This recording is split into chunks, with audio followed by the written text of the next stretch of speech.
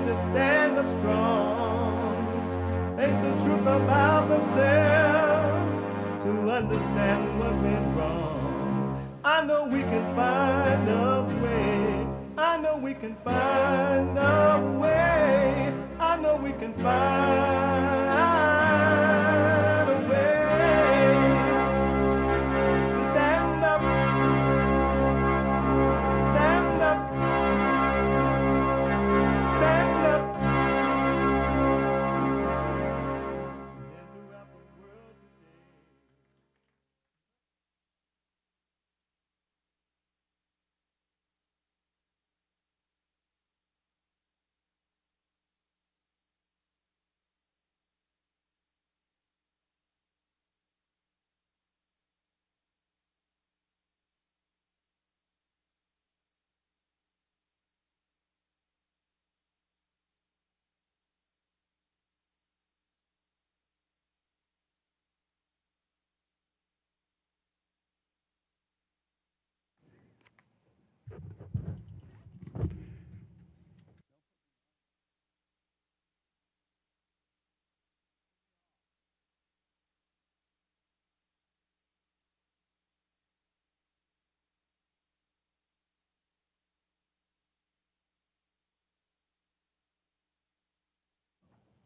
Uniting the races with truth instead of dividing them with lies. We're also rebuilding the family by rebuilding the man. I am Jesse Lee Peterson. Welcome to the show. Thank you all so much for being with me. You can get involved by calling 888-7753-773. 888-77-JESSE, Jesse, Jesse. My biblical question for this week, and it's a doozy, the biblical question: do you suffer the consequences of your actions? Do you suffer the consequences of your action? Amazing. We have every way that you can watch and support the show listed on jesseleepeterson.com/show. jesseleepeterson.com/show. And if you are out and about, you're busy, and you would love to be listening to the show while you're doing whatever it is you're doing, you're working out, you are making breakfast, lunch, and dinner, you are selling fentanyl, or you're buying fentanyl, you're getting high, and then you're contemplating whatever, you still could be listening to the show, or you're just laying up at a beach. You can be listening to the show on your iPhone or iPad by calling the listen line on TalkStream Live at 605-615-4131. 605-615-4131. And to donate and have your comments read out loud, go to buymeacoffee.com/JLP Talk. Buymeacoffee.com/JLP Talk. A Bond JLP Cash App. Bond JLP Cash App. Manhood Hour is coming up in the third hour. Manhood Hour is coming up in the third hour today, every Wednesday. In the meantime, you can jump in now. Lines, there are a couple lines open if you want it. 888-7753-773. 888-77-JESSE. A spiritual battle. This election thing that's happening right now is very interesting to me in that. Yesterday, the Kamala Harris female, she decided on her so-called VP running mate. And according to all the report, she picked the guy that is as socialist as she is. I mean, there are just more of her. Socialism and not knowing what they're doing and don't care. And it's all about power and finance for themselves. And I was wondering, what are the Democrats really up to? No one really knows. I mean, the Democrat so-called leadership knows, but the voters don't know, and some of the conservative media don't know, and the commentaries don't know. They're guessing at it, but they don't really know what the Democrats are up to. Because for them to pick two staunch socialists, communists, Kamala Harris and the guy that she picked yesterday, Tim Walz, it's saying that they're up to something. And I've said to you over and over again that angry people are desperate people. And angry people, it doesn't matter what they do in life or don't do or who they are. Angry people are desperate people. And desperate people would do anything to get what they want, their ego fulfillment. They'll do anything. They're desperate. They'll build an army against you. They'll try to destroy you. Your own family member, your mama, your daddy, whomever is angry or desperate, right? And the Democrats are desperate. They're desperate. Your wife would do it to you with your children. She'll destroy those children to get back at you because she's desperate. Just think about that. Or destroy them. And then try to blame you for it. Y'all don't know yet. And some of you are starting to see as you're waking up.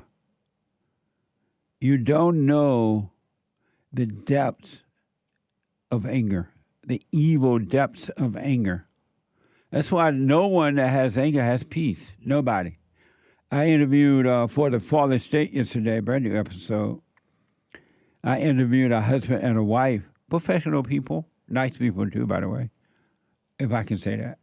And they were really nice people, but they both had anger and had no peace. I asked, do you have peace? No. Anyone that has anger has no peace. And not only do you not have peace, you have no mercy on yourself. Isn't that amazing? And the Democratic Party is desperate to maintain so-called power, control, and wealth. And socialism is about control. So I don't know what they're up to. So we'll have to wait and see. Make sure you get out and vote. However you're going to vote, whomever you're going to vote for, get out and vote. And we'll see what happens. But I do want to warn you, especially to the white conservative Trump supporters, you want to drop your anger. You want to drop your anger. Because if it doesn't go the way that you want it to go or expect it to go, you're going to overreact. And they're going to do what they're doing to the whites in England right now. The whites are overreacting to a killing, alleged killing of 3 little children. And the government is telling them they're going to be protecting the Allah Abba people. And they make up a title of anti-Muslim people. That means they're going against the whites in their own country and their own government. That will happen here, and you've seen it happen before. If you are angry and you overreact, come November, if it doesn't go your way, the way that you had hoped, the way that you vote, you got to be careful. They want you to overreact so that they can lock you down if you're white. Do what you want, but I would recommend you drop the anger, have a wait and see, get out and vote, encourage others to vote if you want. But you got to not overreact to the situation. Now, if the so-called left overreacted, if they lose and they overreacted, that's different. They could get away with it. They could burn down America. They could tear down statues. They could burn the flag, American flag. They can chant. They can even chant Allahu Akbar, or death to America on American soil, death to Israel on American soil. Get away with it, but you can't do that on the right. So drop your anger. There's never, ever, ever, ever, ever, ever, but never an occasion to be angry. Nothing. No matter what happens to you, it doesn't call for you to be angry. All right, so just think about it. Do what you want, but I'm warning you, you will regret it if you're angry and you overreact come November. Because we don't know what the Democrats are going to do. We don't know what they're up to. And they will do anything. They're desperate right now. And they're afraid. They don't like Kamala Harris to be running, but for some reason, they put her there, and this thing go the way they thought it would go. But they're not happy. They're not happy about Kamala Harris at all. It's an act. So think about it. But anyway, Kamala Harris, quote unquote, chose her VP running mate yesterday. According to the Washington Post, Vice President Kamala Harris chose Minnesota Governor Tim Walz to be her running mate. And this is from the Washington Post. Harris introduced Walz at her rally yesterday. Watch this. To those who know him best, Tim is more than a governor. To his wife, Gwen, he is a husband. To his kids, Hope and Gus, he is a dad. To his fellow veterans, he is Sergeant Major Walz.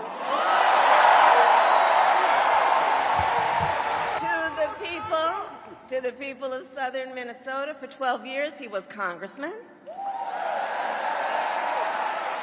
To his former high school students, he was Mr. Walz. And to his former high school football players, he was Coach.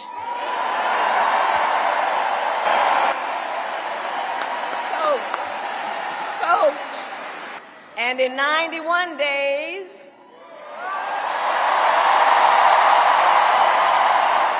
the nation will know Coach Walz by another name, Vice President of the United States.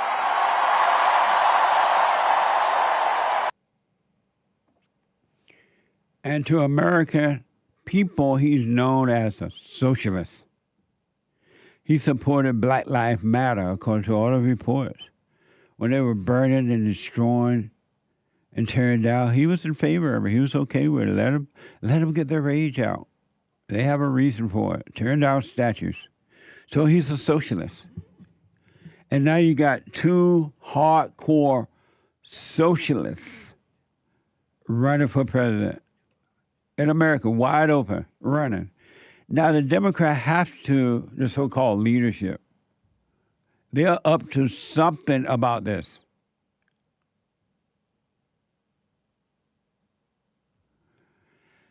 So I will have a wait-and-see attitude about November. Don't be in doubt. Don't be in fear or anything like that. But you should have a wait-and-see attitude about life anyway, about all things. All right? Have a wait-and-see. Think not about tomorrow. Tomorrow will take care of itself. This is from CNN. Here's what here's where Tim Walz attacks JD Vance.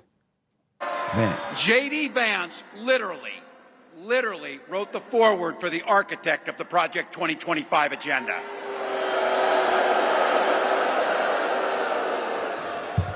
Like all regular people I grew up with in the heartland, JD studied at Yale, had his career funded by Silicon Valley billionaires, and then wrote a bestseller trashing that community. Come on!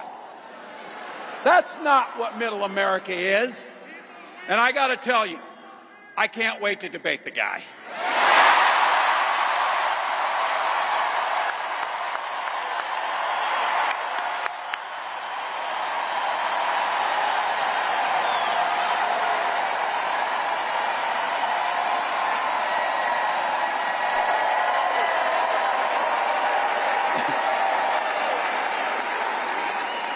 That is, if he's willing to get off the couch and show up. So, you see what I did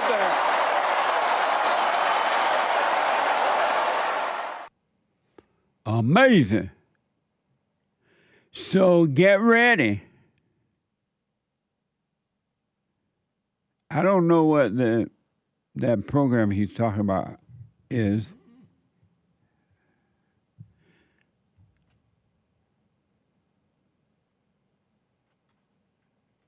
The so-called Project 2023. Now, people have asked me about it, so I have heard that it exists. But I have no idea what it is. And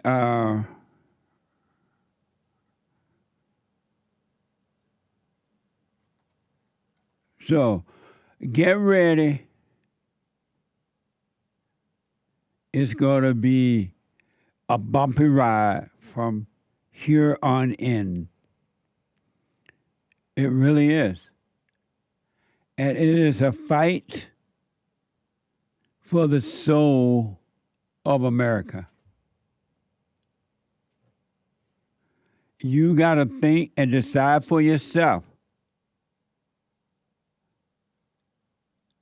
Are you better off today than you were when Donald Trump was in office? Or are you worse off today than you were when Donald Trump was in office? And you don't have to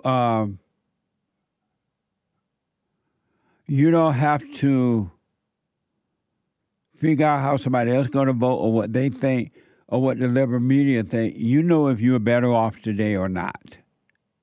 You know if they have removed police from your neighborhood or not. You know if the crime has gone up or not. You know if gas prices and food prices and quote-unquote energy prices are up or not. You know if there's snatch and grab in the country. You know if the illegal aliens are all over the place and it's got worse under this administration. You already know for yourself. You don't need anyone to tell you. So it's up to you.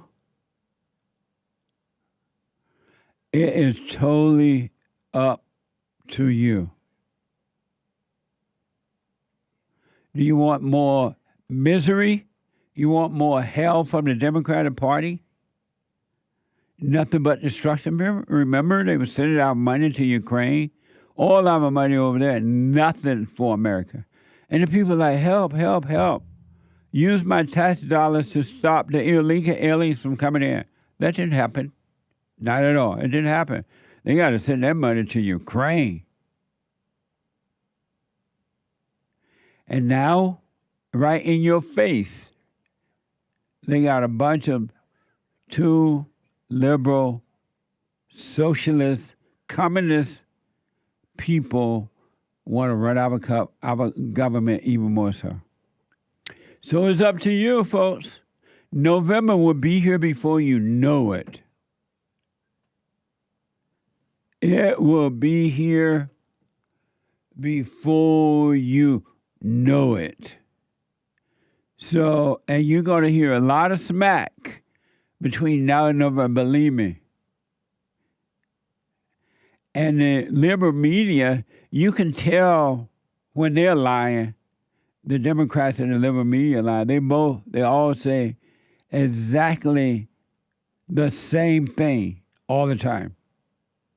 They say exactly the same thing.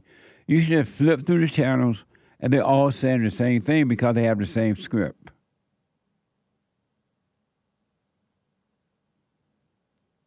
So it's up to you.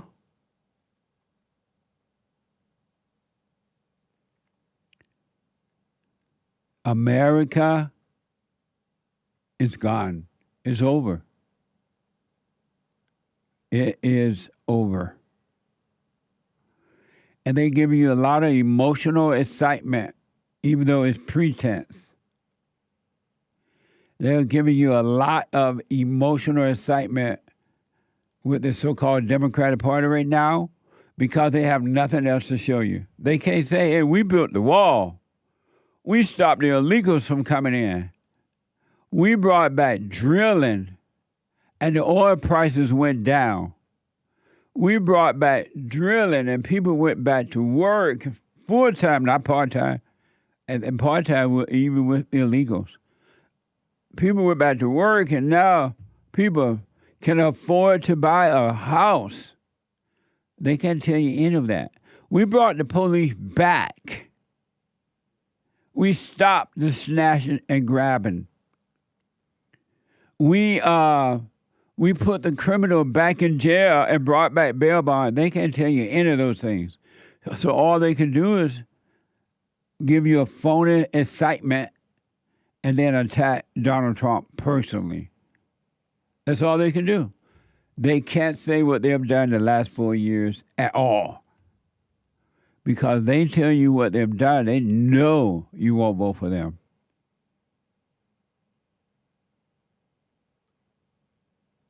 Isn't that amazing?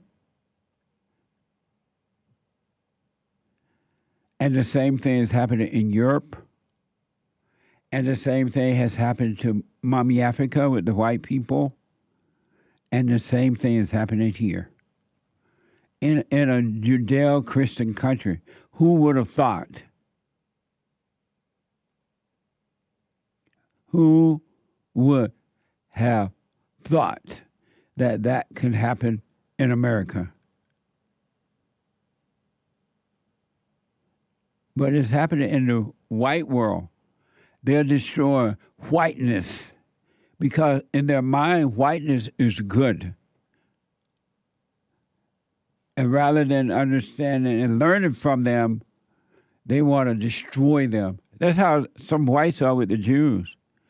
There are some white people who believe that the Jews took everything, owned everything, controlled everything.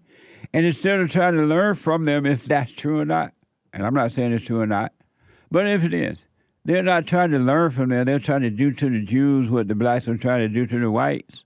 Destroy the people and just stay in the same hellhole they're in. Why not learn from them? How y'all do this, or how do you do that? But they rather sit back and blame and complain and be a victim and try to destroy the Jews in the same way that blacks are trying to destroy the whites. They're not trying to learn how they do what they've done and are doing. Go over there and ask Elon Musk, Mr. Musk, how you do that?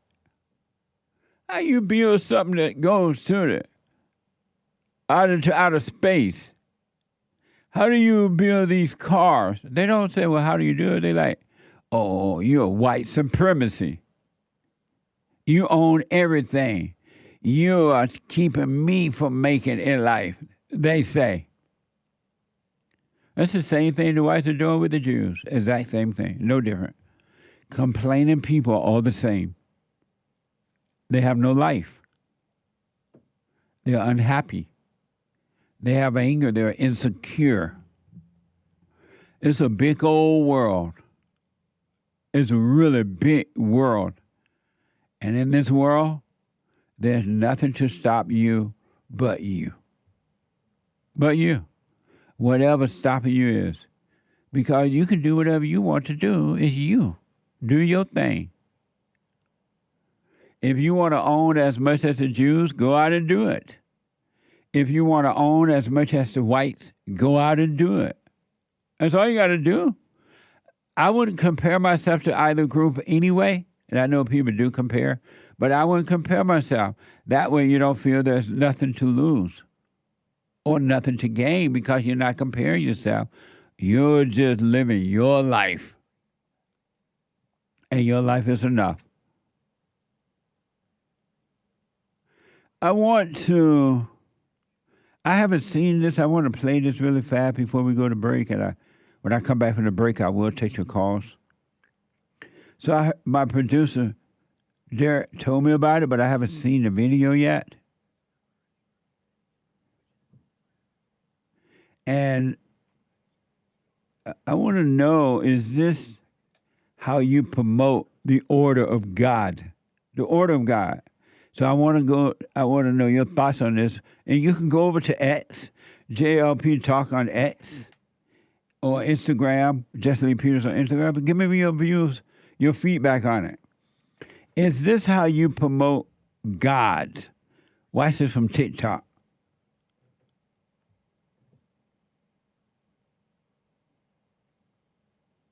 I always obey my husband. And a lot of ladies will tell me, why do you do that? He's not the leader of your household. He's not your boss. Actually, he is my boss, and he is my leader. Like, look at this beautiful car.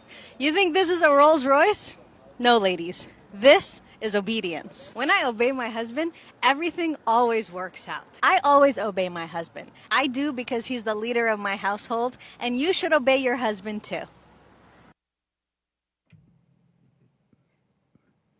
First of all, not the leader of the household, he's the leader of the woman, the head of the wife. I don't understand that. Can somebody, one of you millennial guys, explain that? Do you want us to explain it? I mean, she's obeying her husband and getting all the fruits of obeying. Multiple luxurious cars, But right? she look like she's being spoiled. Oh. Look like she's being catered to. It's easy to obey when you getting out. Like she's being catered to, not obeying him. I didn't get it. Derek, what's that? I don't get that. I think he wanted us to maybe comment like this, live. Try and understand it live. Yeah, what's Derek say? But yeah, it looks mighty easy. But she don't look like she look like she been spoiled. Like her husband weak. Can you obey in all times, in the bad times, the good times, with no luxury cars or dresses? I just wanted. Also, when you're like really obedient, you ain't on Instagram trying to praise being obedient. Right.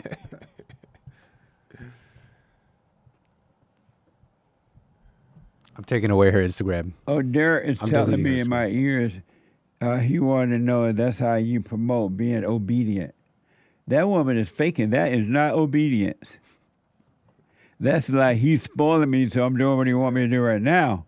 But if he ever stop, it's going to change. Yeah. What do y'all think out there? Go to JLP Talk on X and Jesse Lee Peters on Instagram, or you can call in 888-7753-773. 888-77-Jesse. It sounds like she's bragging. Hake can tell me she's bragging on TikTok and Instagram. That's what it looked like. What a mess. And the man is the head of his wife. And that's not the house. He makes sure she runs the house in the right way, but he's the head of the wife, and the wife makes sure his home and his children are kept in order by watching and reporting to him. 888-7753-773. 888-77-Jesse. Something wrong with what she just promoted. That ain't it. What the? Back in a moment.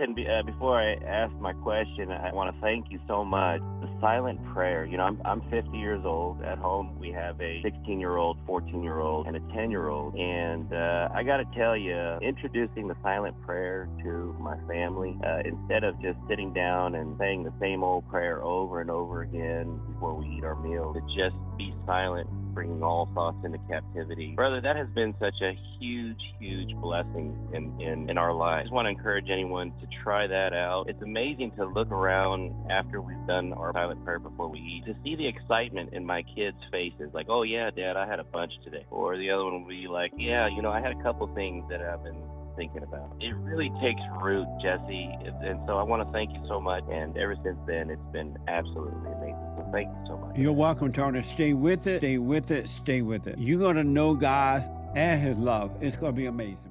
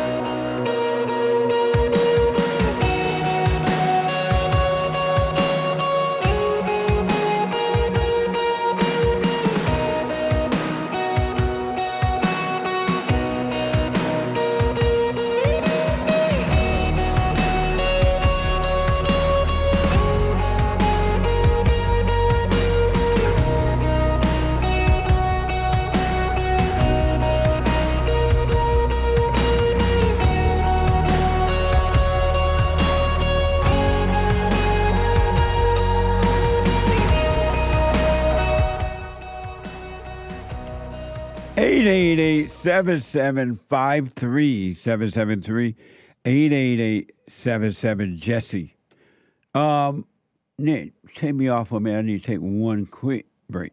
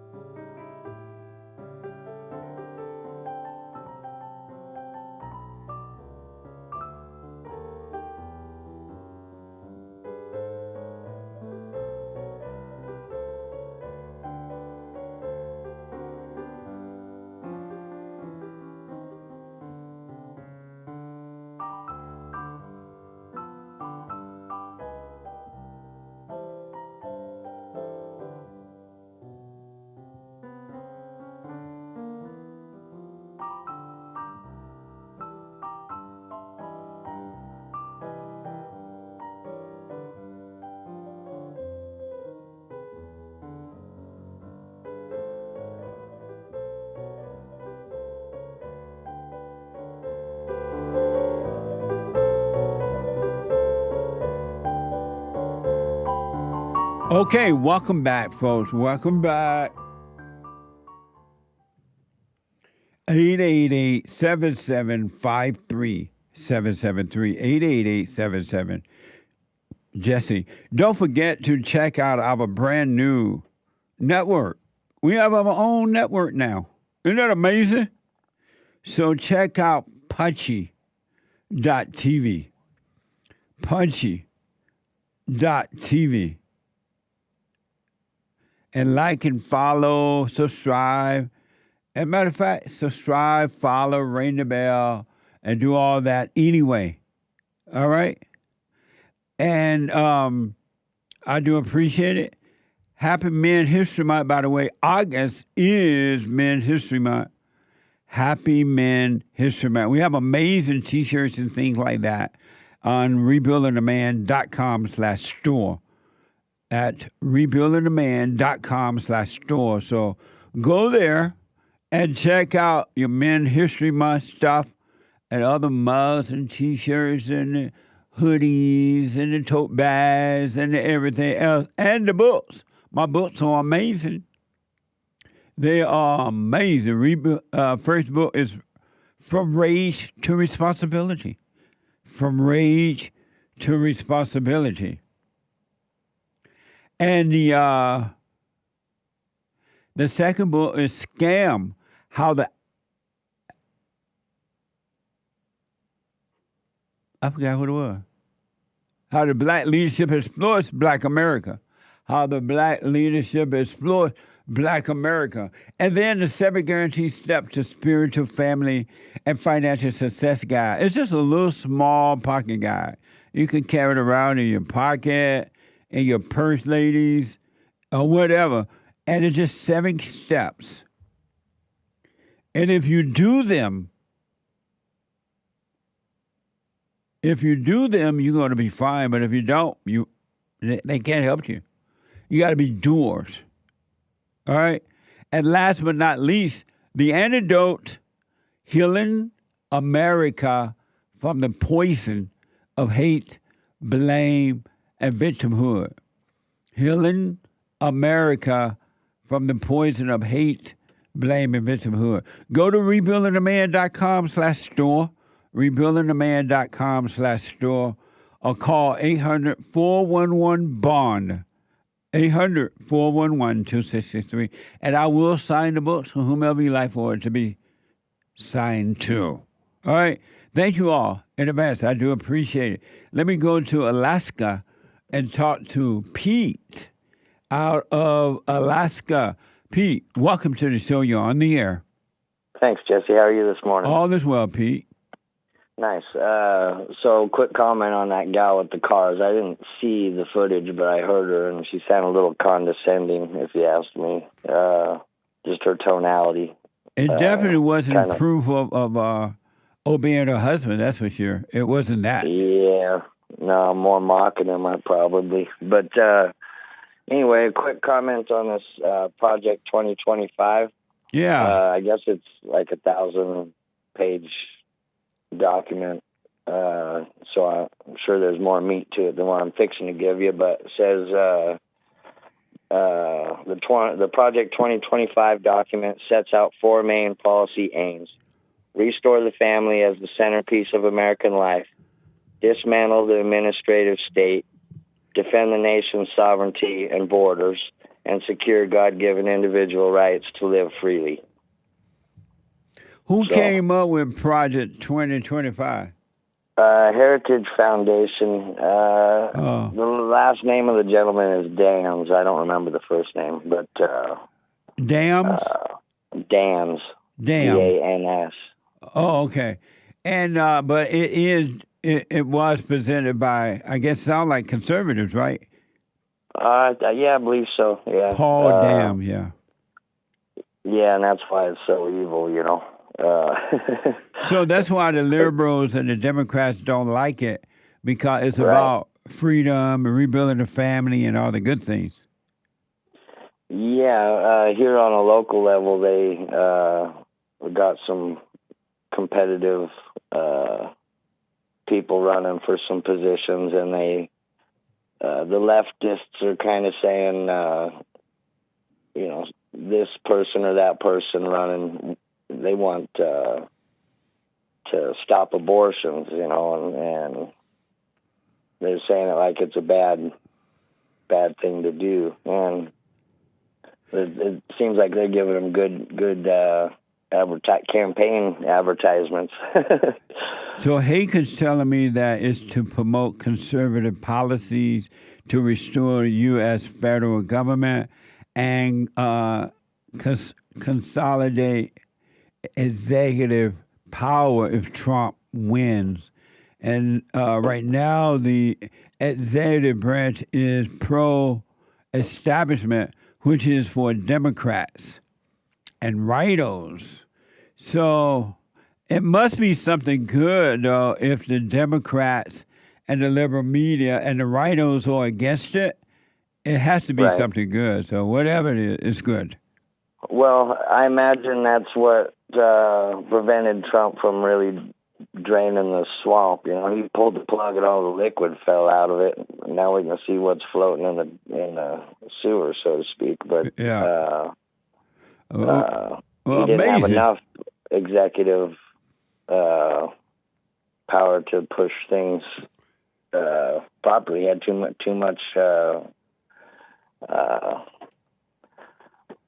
counterwind, I suppose. And these people are also anti-Trump too, right? They don't want Trump in there. Well, what the people who are against Project 2025? Right. Yeah. Well, yeah. Right. Amazing. I mean, they tried to shoot the guy. So I know, what a mess. Pete, let me ask you, and then I have to run here. When that happened with the Great White Hope, where they tried to shoot him, what was your first thought of feeling when you saw that? I don't know. I figured it was on the agenda to what was next. I mean, they tried everything else. Yeah. I hope he stays safe. I do too, man. I'm concerned about him. I do too.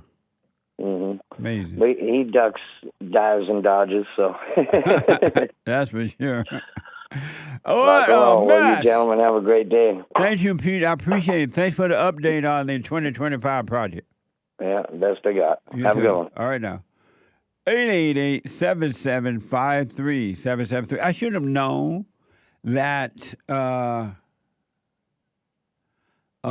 it was a good thing since the Democrats were against it, the liberal media are against it, rhinos are against it, meaning Republicans in namesake only, and they are anti-Trump as well. Amazing. Let me go to, there's a line open at 888-7753-773, 888-77-JESSE. Let me go to a first-time caller out of Colorado, Matt. Matt, welcome to the show. You're on the air. Hey, Jesse. How are you doing? All is well. It's a pleasure to talk to you. Thank you. Thanks for calling. So I just had a random question for you. It's been something that's been weighing on me for a while. I think I look up things all the time. But do you think everything that's happening today could be stemming from controversies and problems revolving around the Martin Luther King assassination and John F. Kennedy? Well, I don't know what you mean by that, but I do know that for sure that the problems in America, and not all are caused by that, but most of the problems in America today is due to the civil rights movement. Because, first, number one, there's no such thing as civil rights. And the civil rights movement was the worst thing that, other than abortion, was the worst thing that happened to Black America and to America overall. It created nothing but divisions and downfalls. And of course. It was worse than anything else that could have ever happened to America. Yeah, I mean, I guess you could say that after you've seen the decline in Black communities and whatnot. But there's just very weird things. We always hear about white supremacists, this and that, but we never hear about the other side. I feel like a lot of local gangs have went unchecked for years, and with agendas that were radical. And I do believe that, it's not crazy to think that local gangs have infiltrated small seats in offices, and even something as simple as working at a DMV. You could look up people's license plate, and you could do a lot of things locally to take control, and I think a lot of people are not thinking about that. I'm sorry, repeat that, Matt. So basically, like, are you on a speakerphone or something? No. Oh, okay. Let me. Can you hear me better now? I can. Were you on the earplugs or something? What you got an earpod? It was like plugged into my phone. Yeah, I thought it was gonna. I thought it was gonna be just as fine. But okay, go ahead. So what I'm thinking is that I don't think it's crazy to think that we've had local gangs and that infiltrated like small seats in government office, and even things like small things like working at a DMV. Like you can look up license plate, you can figure out where people live, you can figure out where all the top stolen cars are. Like I think there's a lot of things going on that people aren't really thinking about, and people aren't thinking how sophisticated these gangs could actually be. I mean, you hear stories of Bloods talking with hieroglyphics that they send letters to each other in mail. They can get like a worded kite across the country. And what did that have to do with the civil rights movement, though? Oh no, because like, all right, well, who started the civil rights movement? Like who obviously black people wanted rights, maybe like an economic footing. I honestly don't know too much as who pushed the civil rights movement. Obviously there was a lot of things going on with Martin Luther King and all that, but Martin Luther King and Jesse Jackson and those guys pushed the so-called civil rights movement. They had a hidden agenda, and that agenda is to control the blacks and to tell them how to vote. They sold the blacks over to the Democratic Party so that they can become the leaders of the blacks and put themselves in government positions and things like that. Are you a conspiracy theorist? Not really. I'm like a little bit. I mean, I don't know what defines really a conspiracy theorist. Like, do I think outside the box and try to see what's going on? Yeah. But I don't think it's that much of a conspiracy. I'm not saying you are. I'm just asking, are you? I mean, I wouldn't classify myself as that. Like, okay. Yeah. I'm just thinking things on a logical and like, I'm thinking rational. Like, I don't think it's that crazy to think. The one thing I do want you to know is that the people, the socialists, the communist people who are running our country today, they would do whatever it takes to bring it down. That's for sure. And the only way they're going to be able to do it, and it seems to be working very, very well, is that they have to get rid of the conservative white Christian man. If they can get rid of him, and that is working too, except for Donald Trump, they can't get rid of him. They can infiltrate everything else in our country and bring the country to its knees. You're right about that. But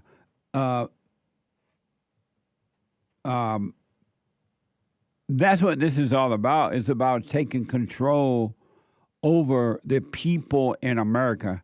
These people, because they are angry and they're desperate and they have fear, they want power and wealth. That's all it's about. They care nothing about you or me or anyone else, really.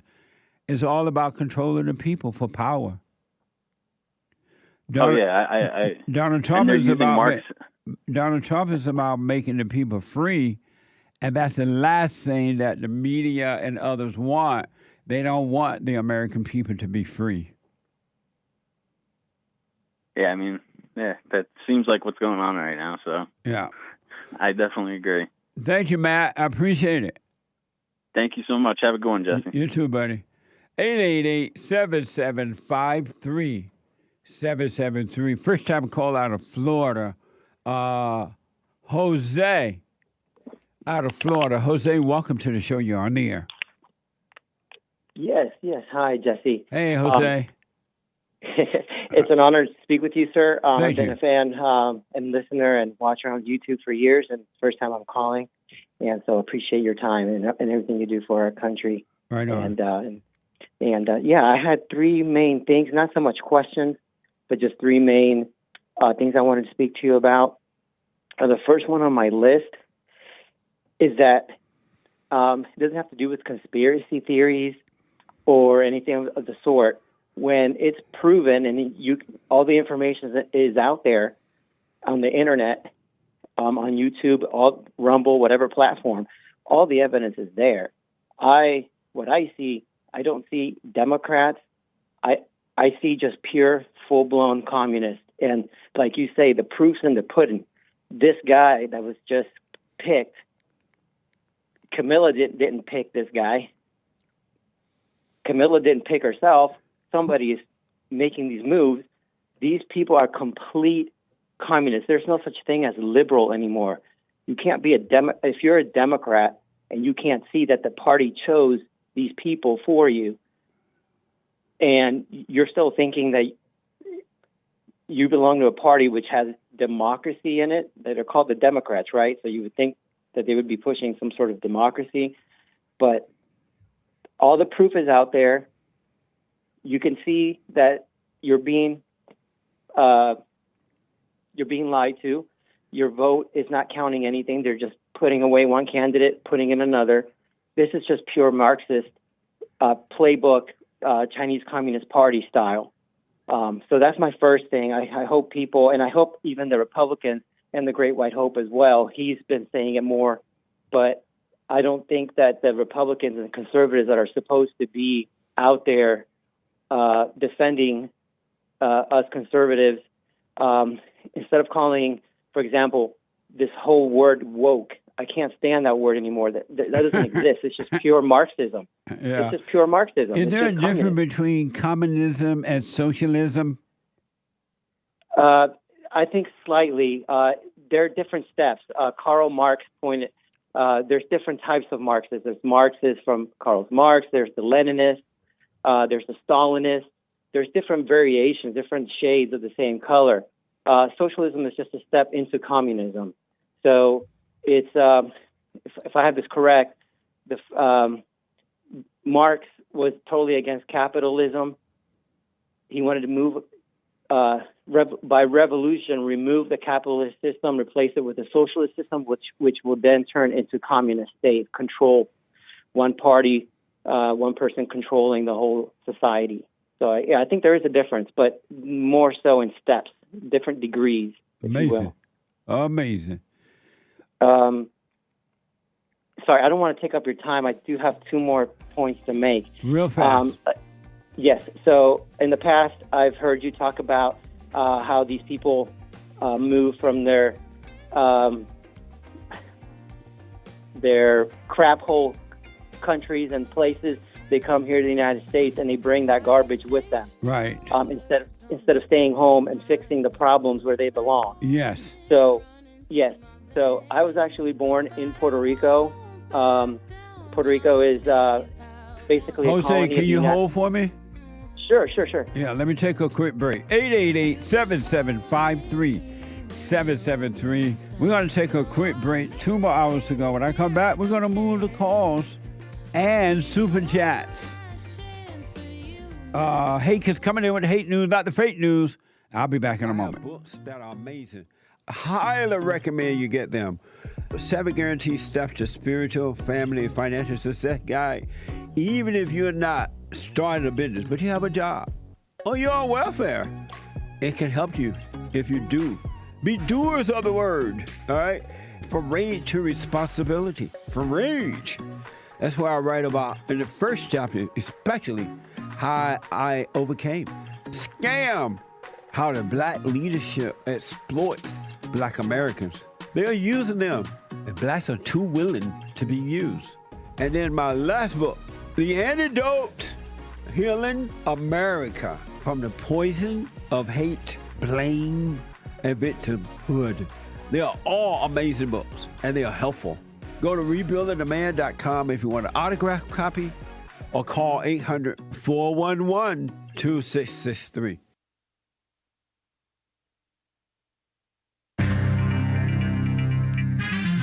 A whole lot of mess going on in the world. It's official. Coach Walz joins the Democrat ticket. You heard that at the beginning of the hour on the Jason Lee Peterson show here. Tim Walz, the governor of Minnesota, Democrat. I call them demon rats. Another member of, quote-unquote, the squad, another female POC, has lost. She got primaried, Cori Bush. And so... and also there's mess going on in the Middle East, as you may know.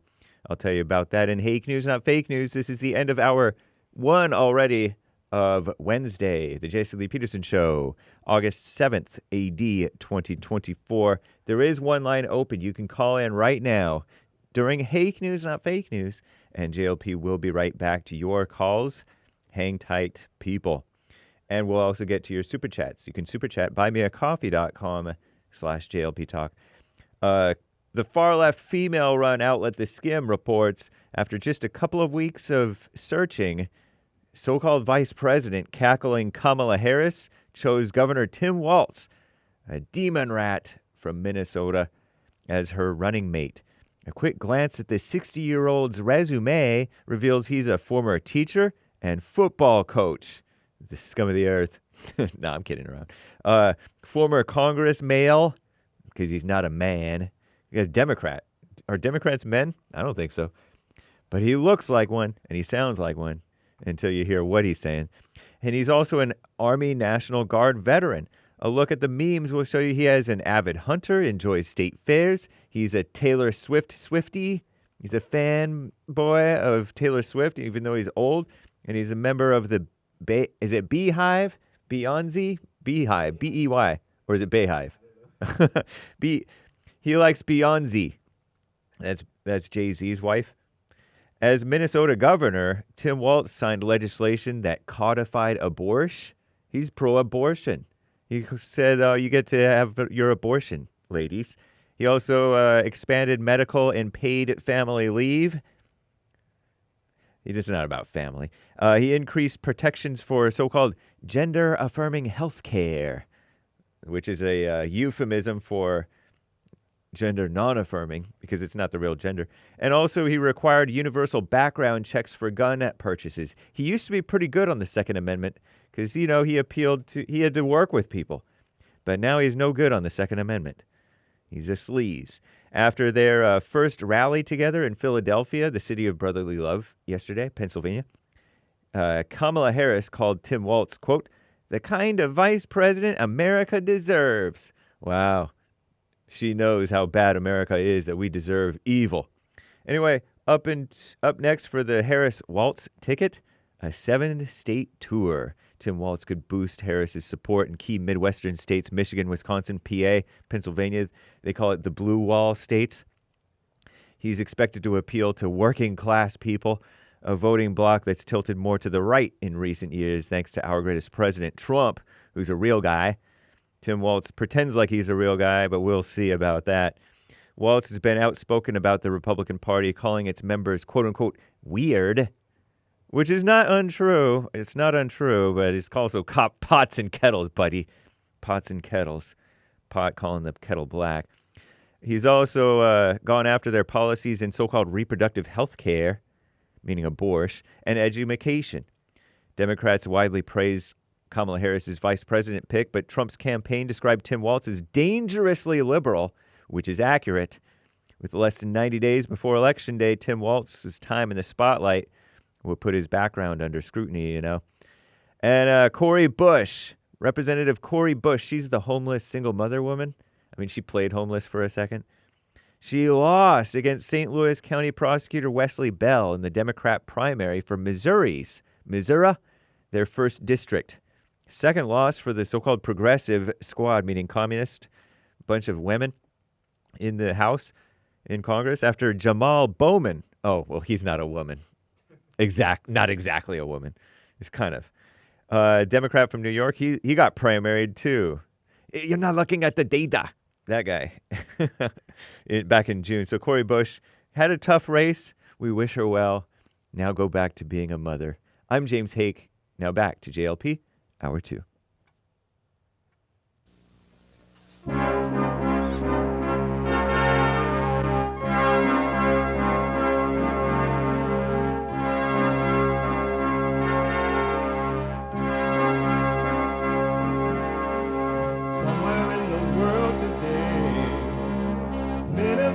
stand up strong, face the truth about themselves, to understand what went wrong.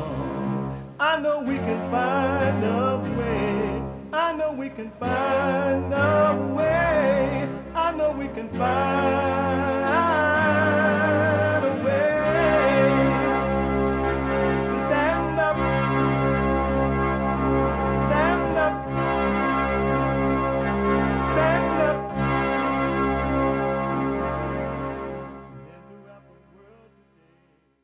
Uniting the races with truth instead of dividing them with lies. We're also rebuilding the family by rebuilding the man. I am Jesse Lee Peterson. Welcome to the second hour of the show today. Manhood Hour is coming up in the third hour. There is one line open if you wanted to jump in, or someone want to jump in at 888-7753-773. 888-77-JESSE. And my biblical question for this week, and it's a doozy.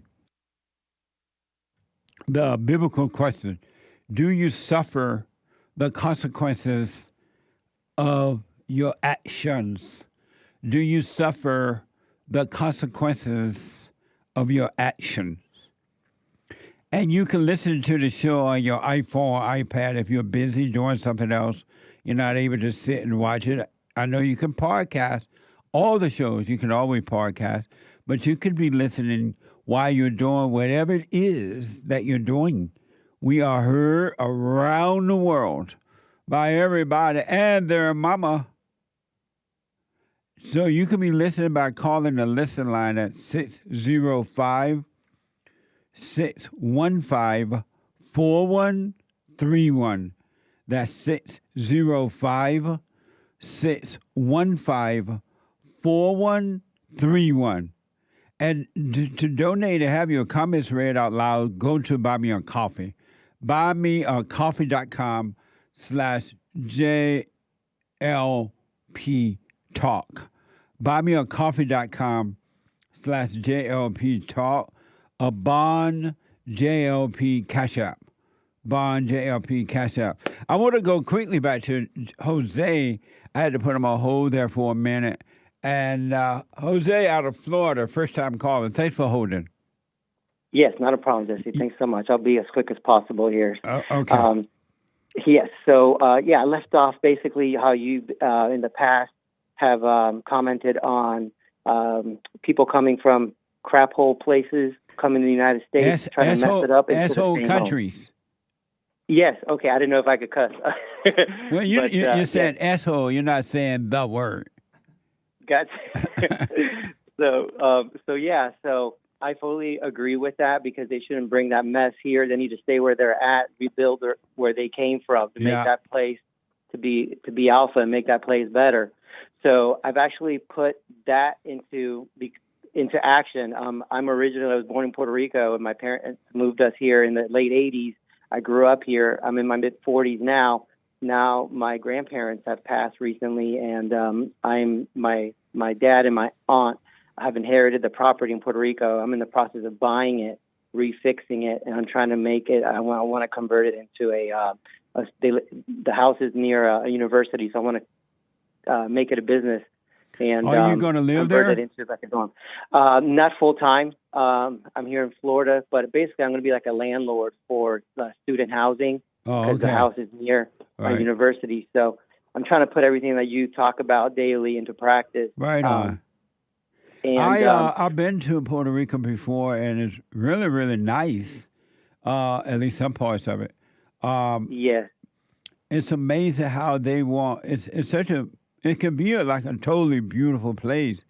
And it's amazing to me that the people who are running the place don't care enough about it to make the whole thing beautiful. Yeah, there's definitely a lot of corruption within that government. I mean, there's corruption all over the world. I don't want to single them out. Yeah. But I've also taken that with your thought process, with your advice. I've taken that into practice. I actually last June of this year, I actually was a petitioner at the United Nations the evil abomination over there in New York City.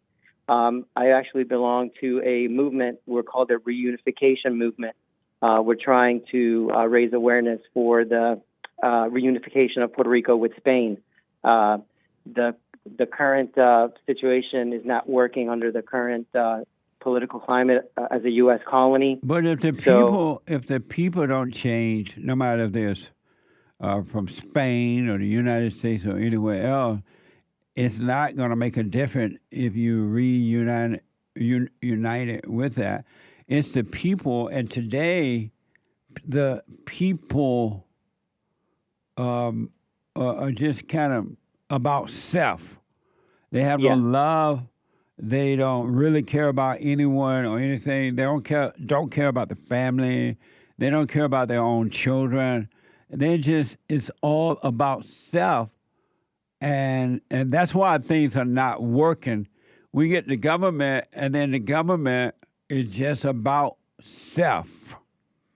Yeah. The government is evil. They're about, these people, the government will start a war to gain money and power, but they'll tell you and me and others that the war is about you. We want to protect America. We want to protect our friends. But it's all about money and power. Then later you find out men died in the military or lost their parts of their bodies, and it was never about anything but money and power. The hearts of human beings are evil, Jose, and that's what's going on. Amazing. Thank you, brother. I appreciate you. You're welcome. I appreciate you too. All right. One last thing. How do I try to contact? Who do I get in contact with to try to be a guest on the Fallen State? Producer at thefallenstate.tv. Producer at thefallenstate.tv. All right. Okay, gotcha. God bless you, Jesse. Thank you so much, sir. You too, buddy. Thank you. 888-7753-773. Let me go quickly to James. There's a line open. James out of California. James, welcome to the show. You're on the air. Hello? Can you hear me? Hello? No, hold on, James. Your phone is bad. Don't hang up, though. But I hear you, but it's out. It's like you're in a cup, a can. Let's do some super chats, and then we'll get back to the calls. Super chats. So Hake. Yes. My friend sent me a text about that project thing, 2025. Yeah. And he's telling me that Project 2025 director stepped down amid Trump criticism. Yeah, in August that was reported, this is August,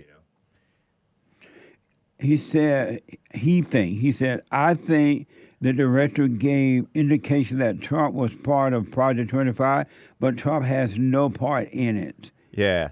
The Democrats used to try to prove that Trump is radical and trying to change America forever. That's what he think happened. Do you know that the director of that Project 25 thing stepped down? I don't know much about it, but I did see a note on the Wikipedia page, which is a liberal website, as you know. But Paul Dans was the director of Project 2025, the Presidential Transition Project, which is not to be confused with Trump's own Agenda 47, which Trump is part of that. But there's some, pro-Trump people involved in the Heritage Foundation's Project. Has Trump said he's not a part of the Project 25 thing? He has said that, according to what I heard on American Anchor Baby's show. Oh, okay. He said he sort of disavowed it. He said some things I agree with, some things are crazy, and stuff like that. Oh, okay. But they're fear-mongering about it because it's ridiculous. They're accusing the conservatives of doing what the liberals are doing because the liberals run the government. Right. Like 95% in 2016 of federal employee campaign contributions went to Hillary Clinton. 95%? Whoa! So federal employees... That's everybody. According to The Hill, federal employees donated $2 million to one of the presidential campaigns. 1.9 million went to Hillary Clinton. Wow. So the government is overrun, and that's the executive branch. The president is supposed to be the executive branch. But now we have all these bureaucracies that are filled with people who are anti-Trump.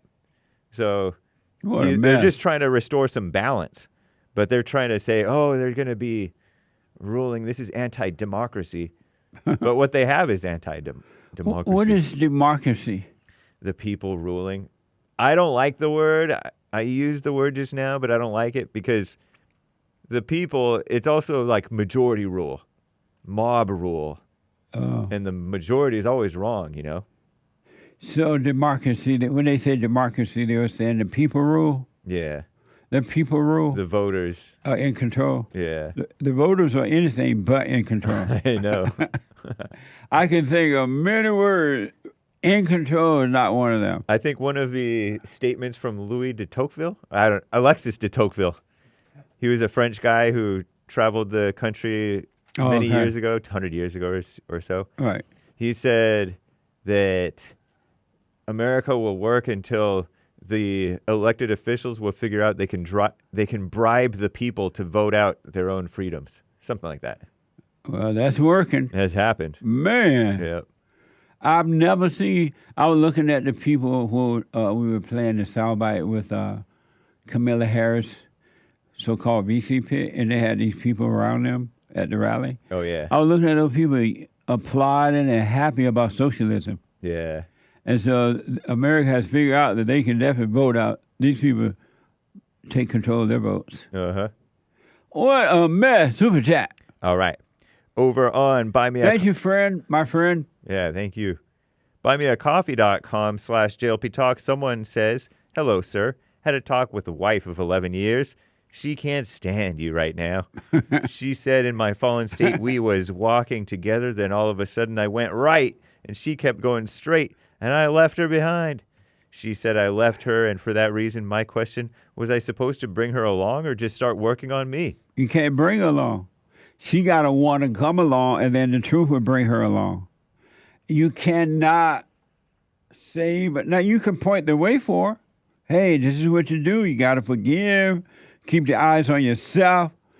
I'm not to blame for your problems. You were already screwed up when I met you. I was already screwed up when you met me. And two screwed up people got together, and we've been catching hell. I did an interview yesterday on the Father State, and with a couple who've been together for 50 years. 50 years. Wow. And so I went to the husband first, and I asked, does your wife obey you? He like, well, for the first 10 years she did, but after that it had not been happening. Wow, 10 years, that's pretty good. Must be an old school wife. He was like, yeah. He was like, for the first 10 years before I made a mistake, I let her go to college. Oh. He allowed her to get an education, and it's just been hell ever since. It's such a good interview. Nice. It's going to be Friday, I think, but you'll see it on this coming Friday, I think. But it was a very good interview. But anyway, no, you are not, you can't. This journey of traveling alone, you can't take anyone. If you wanted to, you couldn't take your wife, your children, or anyone. You literally have to travel this road all by yourself. And again, you can point the way for those who might want it. So if your wife wanted, hey, here's what you got to do. You got to be still and know yourself. But you can't do anything else. Amazing. Thank you. Amazing Asia bought a coffee. Hey, Jesse, long time no speak. Unfortunately, due to my schedule, I miss the live shows, but I always go back and podcast it. Thanks for all you do. We appreciate you. Thank you, and I appreciate you. Thank you so much, all right? Thanks for your support. And I'm glad you're back for a minute and that you still watch. Thank you. Apple2691 donated a coffee, 5 coffees specifically. Hi, Jesse, James. Biblical question, please. Do you suffer the consequences of your action? Yes, my list is long. I wish I had discovered this truth sooner. I was living in hell of my consequences. Thanks, Jesse, for opening up my eyes to the truth. order of truth, God, Christ, man, woman, and children. I'm awakened now. Stay with it, stay with it, stay with it. Really, just stay with it. Stay on that path. No matter what happened along the road, you run into bumps and whatever, stay on the path. Amazing. Thank you. And I'll put my little 2 cents in on Sunday about the biblical question. Lori bought a coffee. Morning, Jesse. Morning. When wives obey their husband, the real blessing is knowing you're doing what's right. Your blessing is from God, not fancy cars.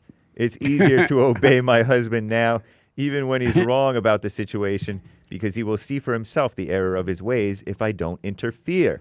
He actually teaches me a lot about life and myself. It's beautiful. Amazing. Says Lori. Thank you, Lori. You're right. We showed this video of this woman dancing around her car talking about she obey her husband. Hey, amazing. Thank you. And thank you, guys. I do believe that is all for now. Amazing. Thank you all. Shout out to the D-Live crew. Thank you guys for the lemons and stuff. Thank you, D-Live crew. I do appreciate it.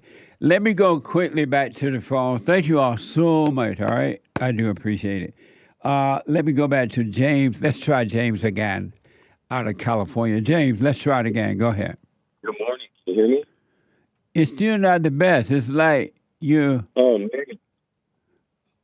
Hold on, James. Don't hang up. Anna out of California. Ann, welcome to the show. You're on the air. Hi, Jesse. James, we'll try your phone again. We'll get back to you. Go ahead, Ann. Okay. Jesse, I spoke with you a couple of weeks ago about my adult daughter who's out of control and she has addiction issues and she doesn't seem to want to get help. And you gave me good advice not to really have her around anymore because, she would steal more of my time or whatever. And, so since I spoke to you last, now she's in jail. And she was just arrested for assault and just out of control behavior. I won't get into all of that. But her father and I are trying to figure out whether we should bail her out for a second time out of jail because she hasn't made any changes. And so your question for me is what? Should we bail her out of jail again? What did your husband say? Well, we're not married anymore, but we are on good speaking terms about our children. And and he's a police officer, and it's really hard to have our daughter in jail when he, you know what I mean? It's a little more dangerous, but she's very kind of narcissistic. I love her. We love her so much, but her behavior is just out of control. She's 35 years old. So what did her father say? Oh, he said that he thinks that she should. He just said it last night. His heart is broken about it, but he said he thinks that he should not bail her out. He should not? Not. Right. Because he's already done it for $10,000 before, and she still has an open case that's not resolved and now new charges. So, do the people in jail know that her daddy is a police? I'm not sure yet because okay. she was just arrested in another county or a neighboring county. But Anna, I want you to think about this question. Your daughter is out of control. She won't listen to you or her father, it seems. Right. You bailed her out before with $10,000 that you don't have back yet. Right. Why would that even be a question in your mind to bail her out? Why would you even consider that at all? Well, I don't think I am. My heart says not to, but it's such a hard. I woke up I agreed with him last night. You what? Essentially, I agreed with him last night about his decision. You agreed, and okay. I did. I did agree. I said, because that's what my heart says. My heart says, don't do it because she'll get in more trouble and it'll be worse. Don't you already just kind of know that anyway? You know, it's she's funny, not Jesse. listening to you or anyone or herself or anything. Why would you even? I mean, it's not even I wouldn't be taking her calls. I wouldn't put money on her books. I would just let her suffer. How would she? If you loved her, you let her go. That's what I know. It's true, and I do love her, and I have let her go before. And it's because she's the mother of my only 2 grandchildren. And I don't know. I have perpetual guilt feelings, like I'm responsible for everything. You have what now? I like perpetually feel guilty about everything. Why? I don't know why. It was the way I was raised, I think. But and how long will you hold on to that false stuff? I try not to. I really try not to, but I don't know why it keeps, getting a hold of me. But I do agree with you, and I wanted to talk to you. I respect you a lot. And I think I just wanted the affirmation or confirmation that it really is the right decision to make. But you need to see it for yourself, because just because I said I wouldn't recommend it, you still need to see for yourself that whether it makes sense or not. I do, and then I question myself. Like, I have a logical mind that says, okay, that makes sense. We bailed her out before. Don't do it again. It didn't help. She got in worse trouble. She has a couple more felony charges. And if we let her out, that she would probably get into more trouble. Why did you bail her out the first time? Well, actually, at that time, I didn't know about it. I found out the day she got out. She was only in for 1 day, and he bailed her out. Oh, her father? Yes. Oh. And I didn't, it just happened so fast. Right. And it was all done, and it's a 1.5 years later. She has the court going on still, and she's been really making very bad choices, very bad choices. Is she going to continue to make them as long as you guys bail her out? Right. There's no reason for her not to make them as long as someone's bailing her out. That's what I'm realizing. She does rely on everyone saving her for the past 17 years of her adult life. Amazing. And so you mean as far, but not with the law. The law just breaking the law, that just started about 1.5 years ago. It's going to only get worse if you bail her out. So why do you feel guilty? Because that's the way my mom raised me. I would put all that in my mind. How old are you now? To overcome it. Too old enough to know better. Right. So why do you keep? And who is the person that's feeling guilty? I don't know. I'm sorry? I just don't even, I don't know where it comes from. When you say, I feel guilty, who is the I? Describe the I. I listen to you with other people, and everyone's stumped on this, and I listen, and I'm stumped too. Like, who is Annemarie, Right, so why do you say, I feel guilty when there is no Annemarie? Oh, gosh. Oh, boy. Well, I'd rather be nothing than something. Who is Annemarie? Annemarie is nothing. I don't know. I'm just here, but a breath. So if you truly believe that, why do you say, I feel guilty? Do you know one of the worst things, and I'm telling you the truth about this, one of the worst things that human beings can do to themselves is to say, I feel this, or I feel guilty. There is no you to feel guilty. You're wishing the devil, you're communicating with evil, and you're calling evil you. There's no self to feel guilty about. Well, that's lovely. That is lovely. Isn't she lovely? Isn't she wonderful? But so who is the I that feel guilty? There's somebody there that's telling you feel guilty. Who is telling you that? Well, I will say, this is real quickly, the way I was spoke to, everything was my fault. My being born was my fault, literally. I was told that all the time. And then when I got married, had a family, everything that went wrong was my fault. After the divorce, it's all my fault. You know what I mean? I've heard. So you're going to spend your whole lifetime believing those lies? No, I don't want to at all, and I know better inside. But are you doing the silent prayer? No. Oh, suffer and die. What's up? I know. And that's the other thing I wanted to talk to you about. What in the world is it that I know better? I've been listening to you for years. That every time I do it, I do it. It feels great. I mean, I feel freer. It's just clearer, everything. I go to do it again. Oh, no, I find something else to do.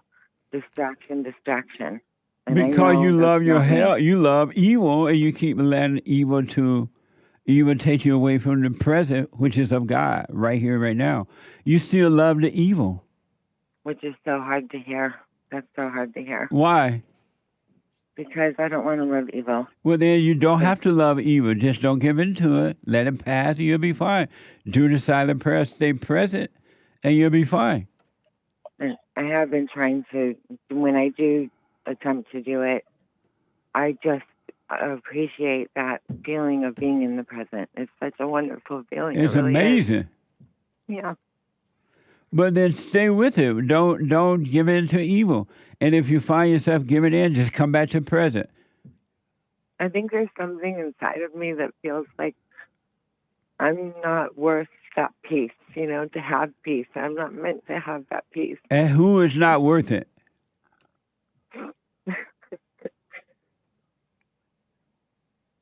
I don't know. What? I don't know. But why do you say I'm not worth it? Who is not worth it? You say I. Who is the I that is not worth it?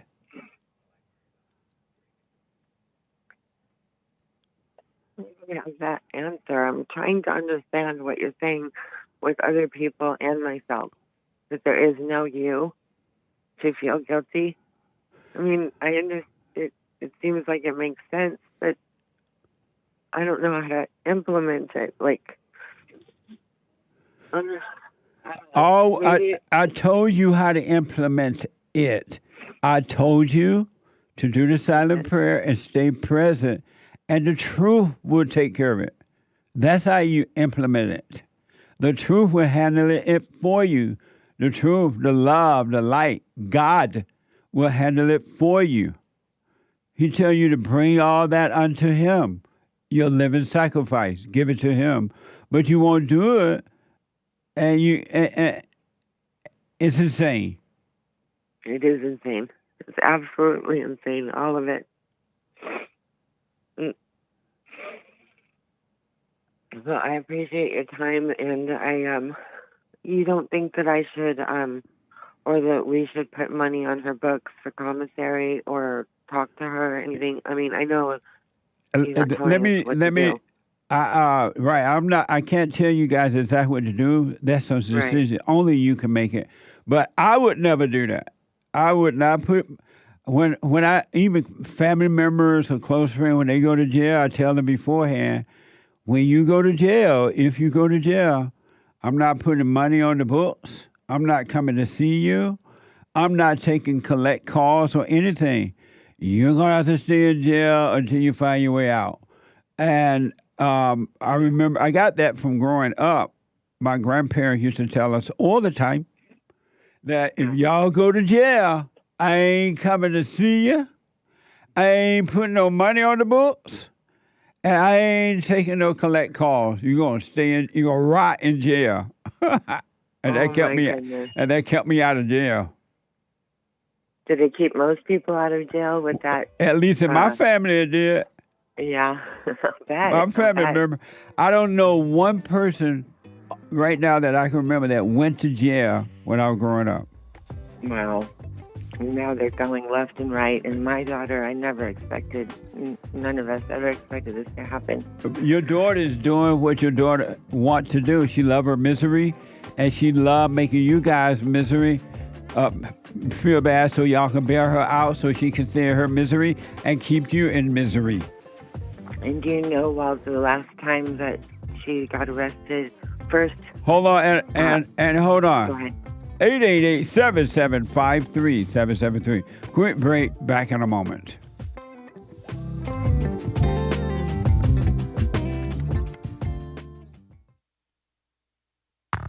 I recommend you get a copy of my book, From Rage to Responsibility. I write about how the spirit of anger was taken away from me 29 years ago. I forgave my mother who tried to turn me away from my father, and I returned to my father, and through him, my father on earth, and through him, I was able to return to God. No man or woman can return to God unless you go through the Son. And men are sons of God. There may be weak, pathetic examples of it, but it's the spiritual order of life. God in Christ, Christ in man, man over woman, and woman over children. So get From Rage to Responsibility. I write about that. Go to my website, rebuildingtheman.com for an autographed copy, or call 800-411-BOND. And donate to my nonprofit, Bond, the Brotherhood Organization of a New Destiny. We are rebuilding the family by rebuilding the man.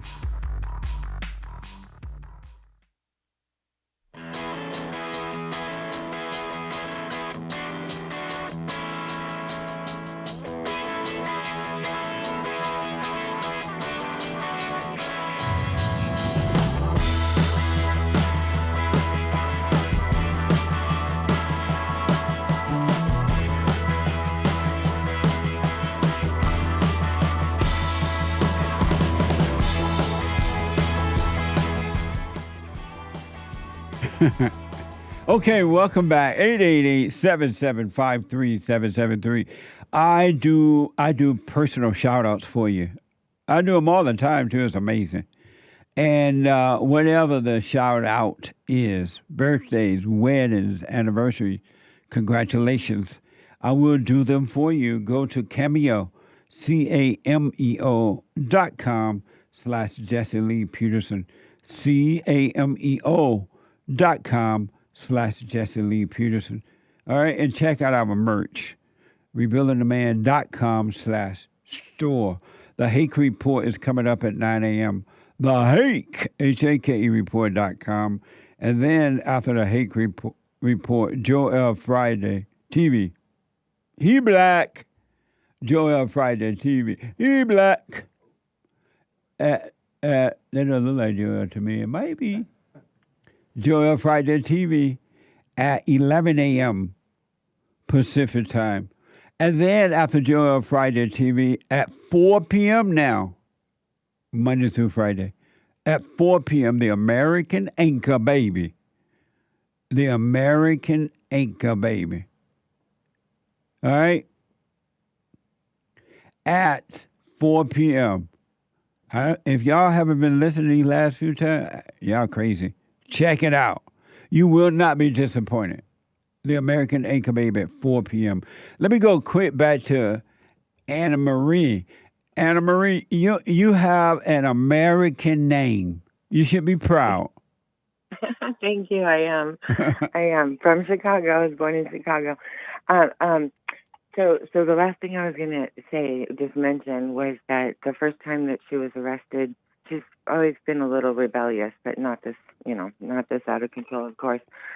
But the first time she was arrested, then her father bailed her out, and she's going to do everything right. She did good for about 8 months, and then she started up with her shenanigans again. Yeah. So we both said to her, what are you doing? I'm concerned about this, concerned about who you're hanging out with. And that's ever since, for the past, 6 months or so, 5 months, she has been shredding us up endlessly. She'll write him these long, long texts, terrible, breaking his heart over and over again, her father. And then me, because he doesn't talk to her that much, but I will talk to her. And wow, I've never been spoken to that way in my whole entire life. From all the people in my life put together, my daughter has taken the cake. She keeps continually wanting to put us down and blame us for everything. And it's like, are you kidding And you know me? why? Because she hates you all for not being perfect parents. And then she hates you for trying to bail her out. Really? Oh. People hate weak people. Yes. Women hate weak men, and men hate aggressive women. And there's no love. So she hates you because you won't let go. Wow, but then she keeps coming to me like a little baby, asking for help. You know what I mean? To draw you in. Yes. And that's what her brother says. Her brother has been trying to warn me. He even told me, I said, I can't believe she just got arrested again. He goes, are you serious? My young son, he's 29. He goes, are you serious, Mom? You're surprised? Thank you. He's just so matter of fact with me. I love it. But Annemarie, you need to let go. You need to grow up. I know. It's true. I do need to let go. I feel like I'm responsible for everything and have to I know why take you care feel of that everyone. way. I know why you feel that way too. You do? Yes. I'm sure you do. Why? You love it. I don't love Yes, it. you do. You get a thrill when you sit back and your daughter is cursing you out. Your daughter is making you collect calls from jail. Your daughter is making you put money on a book. And you sit back and talk about how bad that is and how bad you feel. And you love it. You get the thrill from it. That's why you sit back and do it.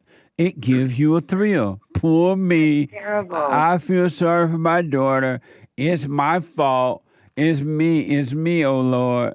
You get a thrill. That's why you do it. You wouldn't know what to do without that thrill. Yes, I would, because I have been suffering. I didn't talk to her for 2.5 years recently. I just started talking to her when she got arrested. I wouldn't even talk to her while she was arrested. I mean, that just was a coincidence. I was going to my grandson's football game, and things were, I thought, some time. I let some time, 2.5 years. And let me tell you, I was so much more peaceful, not worrying about everything. And when I was cut off, and she cut me off, and that was great, because I needed to be cut off. Like, oh, you're so terrible and all this. I ask you for help, but you don't do what I want. Now I hate you. Okay, fine. And so we Anna, let me do this. Anna. Yes. You're never going to be free of all your thrills, your good and your bad thrills. Both are the same. They're bad. Until you can stay with the silent prayer so the light can save you from your misery. That's true. And I think what I don't, maybe something about me doesn't feel like I deserve any kind of peace. And who don't feel like they deserve it? Who? Yeah, then no one. Well, then, what do you mean by that? I don't know. I'm just realizing that really. I don't know when you ask people who is Annemarie, and I notice people have a really hard time answering that, and I can't even answer it.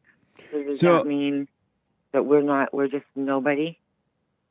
Is that what you're trying to say? You're not the person that you call yourself for sure. You have forgotten who you are because you have amnesia. Mm-hmm. All traumatized people, and all the people in the world are traumatized by their mother, because anyone that's born through the woman, you can't help but be traumatized. That's why you have to be born again of the spirit. And so when you were spiritually traumatized by your mother, you forgot who you were. And now you have all these false self that you call you, and it's not you at all. Those are just demons, false identities that's inside of you. Your mind and body, they're not even inside of you. They're inside the mind and the body. And you feel the pain in the body, and you call the pain in the body you because you believe you are your body. And the only way you got to overcome that is you got to die from it. And the only way you're going to die from it is the light of the Father has to take over. And by you just letting go, feel the pain, do nothing about it. Feel that pain of wanting to reach out for your daughter. Feel that pain of wanting to bail her out. Feel that pain of loneliness or fear or doubt or jealousy or envy or strife. Those are all evil spirits, and stop calling them you. Feel that pain of when your mother used to make you think everything was your fault. Feel the pain of it. And that's what it means to take it to the Father. Christ said, take it to the Father. Present your body a living sacrifice. Bring all of your pain and your worries and your insecurities and your doubt and your jealousies and your gossiping and your strife and your looking for love. Bring it to him. That's what he saved you from. That's what salvation is all about. Saving you from your false self or something? Yes. Is that what you kind of mean? Christ died, and when he died from the false self, and the real self rose up. And that's what will happen to you if you let yourself die. The false self die. All the delusions. You should have mercy upon yourself and stop living in the delusions. You don't have any mercy on yourself. You believe all the lies about yourself. No, I don't. I have no mercy on myself. Because you believe all the delusions. And then when I feel that, you're struggling with that inside of yourself, and then other people tell you, especially your family, they tell you give the family the finger. And everything. I know it. Why do you even listen to them? They don't know what they're talking about.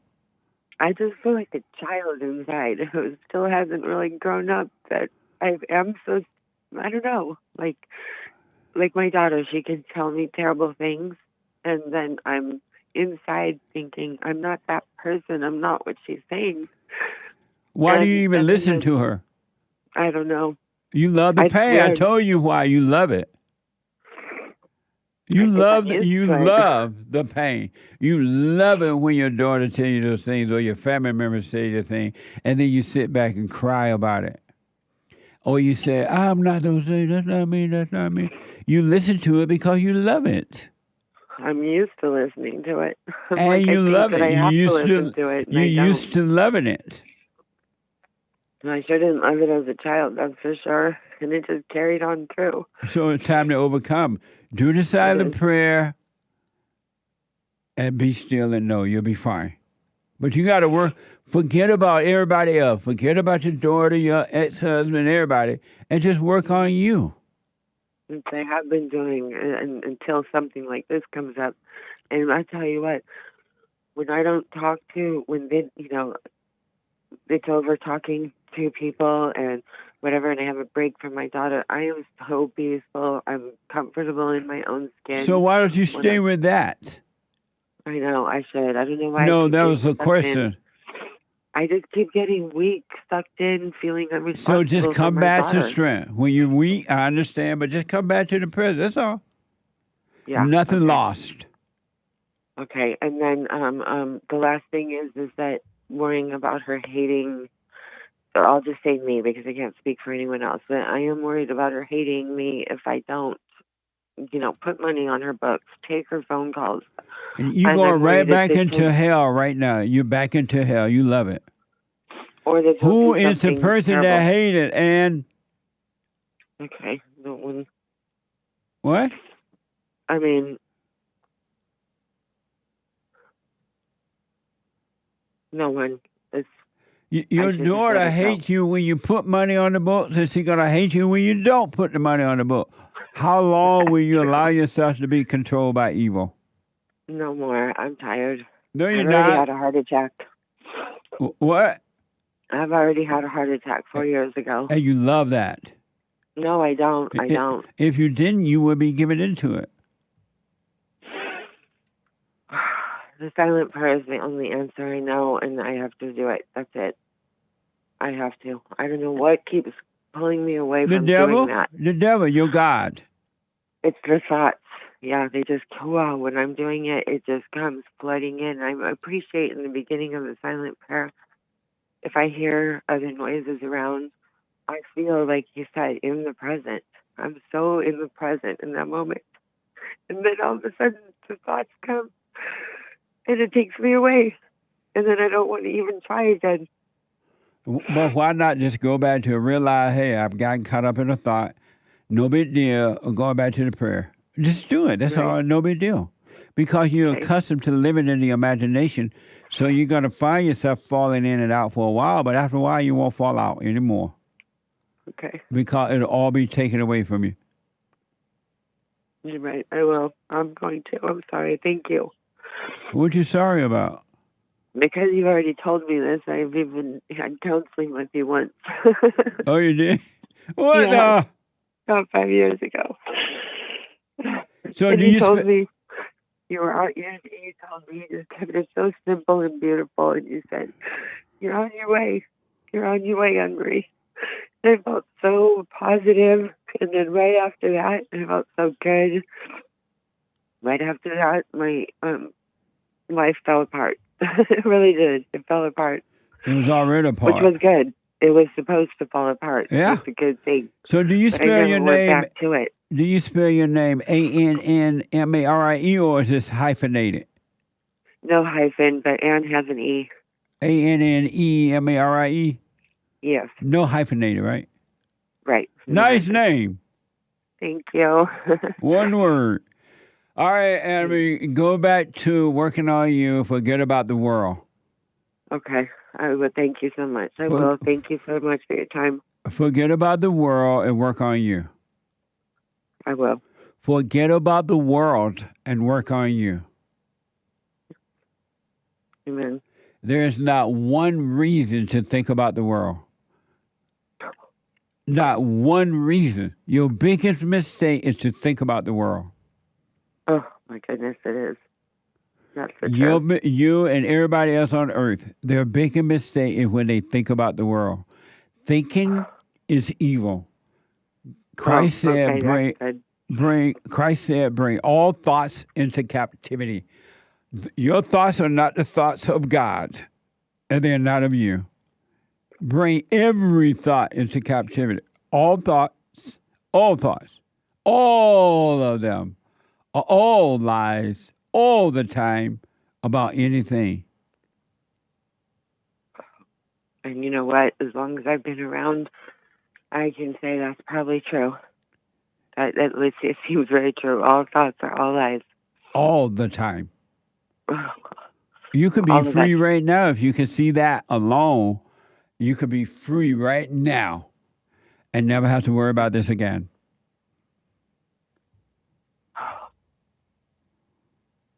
I would love to be free. You can be free if you want. What the? Okay. Well, all right. I'm going to be free then. All I'll right. call you back sometime. Absolutely. Thank you, Jesse. Okay. Bye now. Love you guys. You Bye-bye. too. Bye. 888-7753-773. 888-77-Jesse. Please clarify. Clarify what? Hake. Oh, he got it now. Is James ready? James. Yeah. Let's try. Let me see what your phone's still messed up, but let's try. See what it sounds like. Okay. So, can you hear? Well, can you hear anything? I can. Yes. Good morning, Jesse. Good morning. So, there's a strong desire here to not identify with the things that I want to share. Want to be shared with you. Okay. So I wonder if it's appropriate to try and speak without referring to things from the context of I, or if I should just, for ease of conversation. Well, you gotta, in communication, you gotta say I had a dream, or I this, but you're doing it consciously. Most people, when they use I, they use it in an unconscious way because they have identified with it and not realized it. Okay. All right. So I wanted to tell you about a dream that I had. I'm with my wife now. We've been married for like 4 years, and before her, I was dating this girl. Now I look back, I was totally acting like a beta, and I thought everything was great. I thought that she would never cheat on me or do anything, promiscuous or anything like that. And I had a dream this one night. I had an awful dream. Go ahead. No, you go ahead. Go ahead. Anyhow, so I wake up in my dream, okay, and I'm laying in bed with her, and she gets up. She says, "I'm going to be late for work." I got to take a shower, she says. She starts walking out of the bedroom, turns around, throws her phone in the air, her phone twirls around, lands on the bed next to me, and she says in the dream, "Don't look through my phone."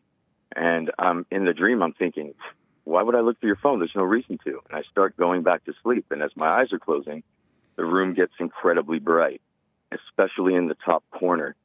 And there were no words spoken, but I knew it was God. And God was telling me, not telling me, but he was conveying the message to me, look into her phone. And I remember laughing in the dream and saying, there's no reason to look through her phone. God, thanks, though. And I start to go back to sleep, and the light got even brighter. And he said, he didn't say, but the feeling was, I'm God, and I'm telling you to look in her phone. And I woke up because it got very intense for me in the dream. And when I wake up, it woke her up.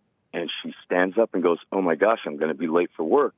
And checks the time on her phone, drops it on the bed, and goes to the bathroom. Now that I'm awake, she doesn't tell me don't look through my phone. She assumed I wouldn't because I never did anything like that. And so her phone twirls in the air as she's turning around to walk to the shower, lands in front of me on the bed, and the lock screen is on the phone. And I kind of swipe it, and it asks for a password, and I said, I don't even know the password, whatever, it was just a dumb dream. And so I throw the phone on the bed, and the phone starts to dim, and all of a sudden it gets bright, and the phone unlocks. Okay, without me putting the password, anything, it just goes to the main screen. And I thought, what the heck? And I remembered in the dream, God's message, look in the phone. And as I'm thinking about this, the phone starts to dim, and I knew if I waited any longer, it was going to lock. And what are the chances of it opening again? So I grab the phone, and I look in it. And for the 2 years I was with her, from 2 years before I was with her, there's a record of this conversation between her and her boyfriend. And turns out that 2 years before I met her, she was dating someone. And for the 2 years we were together, she was still with someone. And my heart starts to race, and then I calmed down, and I thought to myself, well, this is great news because now I wish I would have learned sooner, but I'm just glad I know now that this is not the person I want to be with. So this is good news. So I kind of got excited, and I go to the bathroom. I open the shower curtain, and I have her phone, and I said, what is this? And she goes, how dare you look in my phone? And it was at that point that I knew that I wasn't going to get any truth out of her. I knew that there was no point in communicating. So I don't remember feeling anger. I've always had to make myself act angry to get points across to people because sometimes I feel like anger is the only way unconscious people, the only time they'll really pay attention to what you're saying. And because of time, the question for me is what? My question is, was that God speaking to me? And if not, who was it? It was Satan. It was evil. God would never tempt you to look at another person's phone. God would never tempt you to misery. It was totally an unconscious dream. So why did Satan want me to know the truth of the situation? To keep control of you. Right, to entice me into trusting him more. Correct? Absolutely. Thank you so much. That's all I wanted to know. You're welcome. God, just know God is all love. He doesn't tempt us. He doesn't bring anything evil or anything mean or nasty to us. He only gives us love. So would God have wanted me to work it out with her? He neither wanted you to or not to. Gotcha. Okay. Thank you so much, Jesse. All right, buddy. You're amazing. Oh, amazing. Thank you, James. Back in a moment, 1 more hour to go. We have a counseling service, and I have to admit, thanks to God, it is the best counseling service on this side of heaven.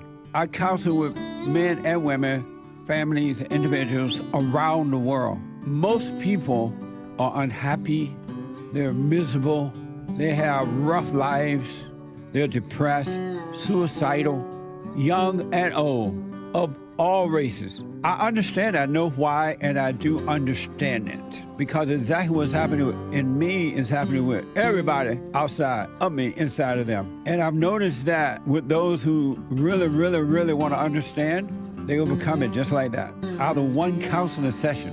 If you need counseling, you can go to rebuildingaman.com or call 800-411-2663. 800-411-BOND. Best counseling service on this side of heaven.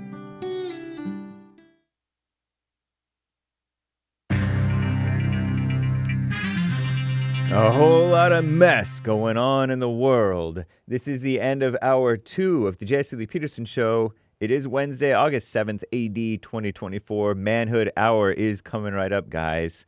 But first, Hake news, not fake news. There is one line open. You can call in right now to get on hold, to get on air with JLP, and he will be back. The Commie Nonsense Network is reporting about the Middle East. Several countries, supposedly several, they use the word several, but they sometimes mean few. Countries, including the United States, United Kingdom, and France, have urged their citizens to leave parts of the Middle East as heightened tensions in the region spark fears of a widespread war. Global so-called leaders and authorities are on high alert after Iran vowed revenge on Israel, which they blame for the assassination of Hamas's political leader Ismail Haniyeh in the capital of Iran, Tehran. Multiple sources told Commie Nonsense that the United States expects an attack against Israel in the coming days. The United States is simultaneously pressing partners to push Iran not to carry out a strike or coordinated strikes with its proxy groups. Meanwhile, Hamas has named Yahya Sinwar, one of the architects of the October 7th terror attack, as the new head of their political bureau. The move raised immediate questions on the next steps for ceasefire and hostage negotiations with Israel. What a mess. And Tropical Storm Debbie, meanwhile, in America, Tropical Storm Debbie struck the southeastern United States on Monday as a hurricane. It's now back over the Atlantic. It will regain strength over there in the Atlantic. Debbie has already turned roads into rivers and homes into swamps, according to CNN. CNN's word for it, not mine. In parts of Florida, Georgia, and South Carolina. The storm is forecasted, to make a second landfall on Thursday, somewhere between Charleston and Myrtle Beach, South Carolina. Meanwhile, Debbie is expected to drench the Northeast today with multiple rounds of rain. This has raised the risk of flooding in parts of PA, Pennsylvania, New York, southern New England, Maryland, Delaware, and all of New Jersey. We wish you people well. There was a hotel collapse, I guess, in Germany. What a mess. 2 people have died, at least, and others remain trapped under rubble after a hotel collapsed in the village in the heart of western Germany's Mosel wine-growing region. There were 14 people in the building in Krove, something like that, Krove. As part of the collapse, at the time of the collapse, 14 people in there. A fire department spokesman told that to Commie Nonsense Network. The hotel is still partially intact, but rescue operations are proving to be difficult because the building is moving by around 1/1600th of an inch per hour. So said local authorities. What a mess. All around 250 firefighters and paramedics, police, and technical relief workers, including special forces, rescue dogs, and other stuff. They were on site today, drones as well. Police said the cause of the collapse, not yet known. What a mess, huh? There's a weed killer ban. You hear about that? The EPA, Environmental Protection Agency here in America, has issued an emergency suspension of the common weed killer DCPA, also known as Dacthal, citing risks to unborn children. Don't usually hear that phrase, unborn children, that term from Commie Nonsense Network. It marks the first time the agency has used its emergency suspension authority in 40 years. Dacthal is commonly applied to grasses, artificial turf, crops, including strawberries, cotton, field beans, and vegetables, such as broccoli, Brussels sprouts, cabbage, and onions. So said the EPA.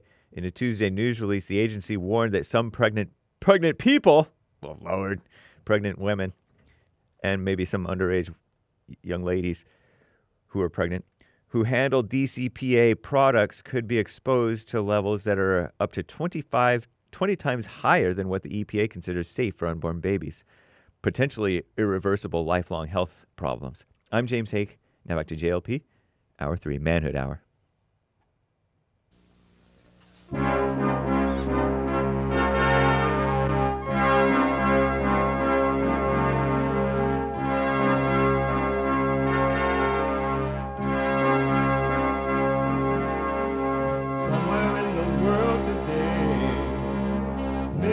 to stand up strong. Ain't the truth about themselves to understand what went wrong. I know we can find a way. I know we can find a way. I know we can find a way to stand up, stand up, stand up.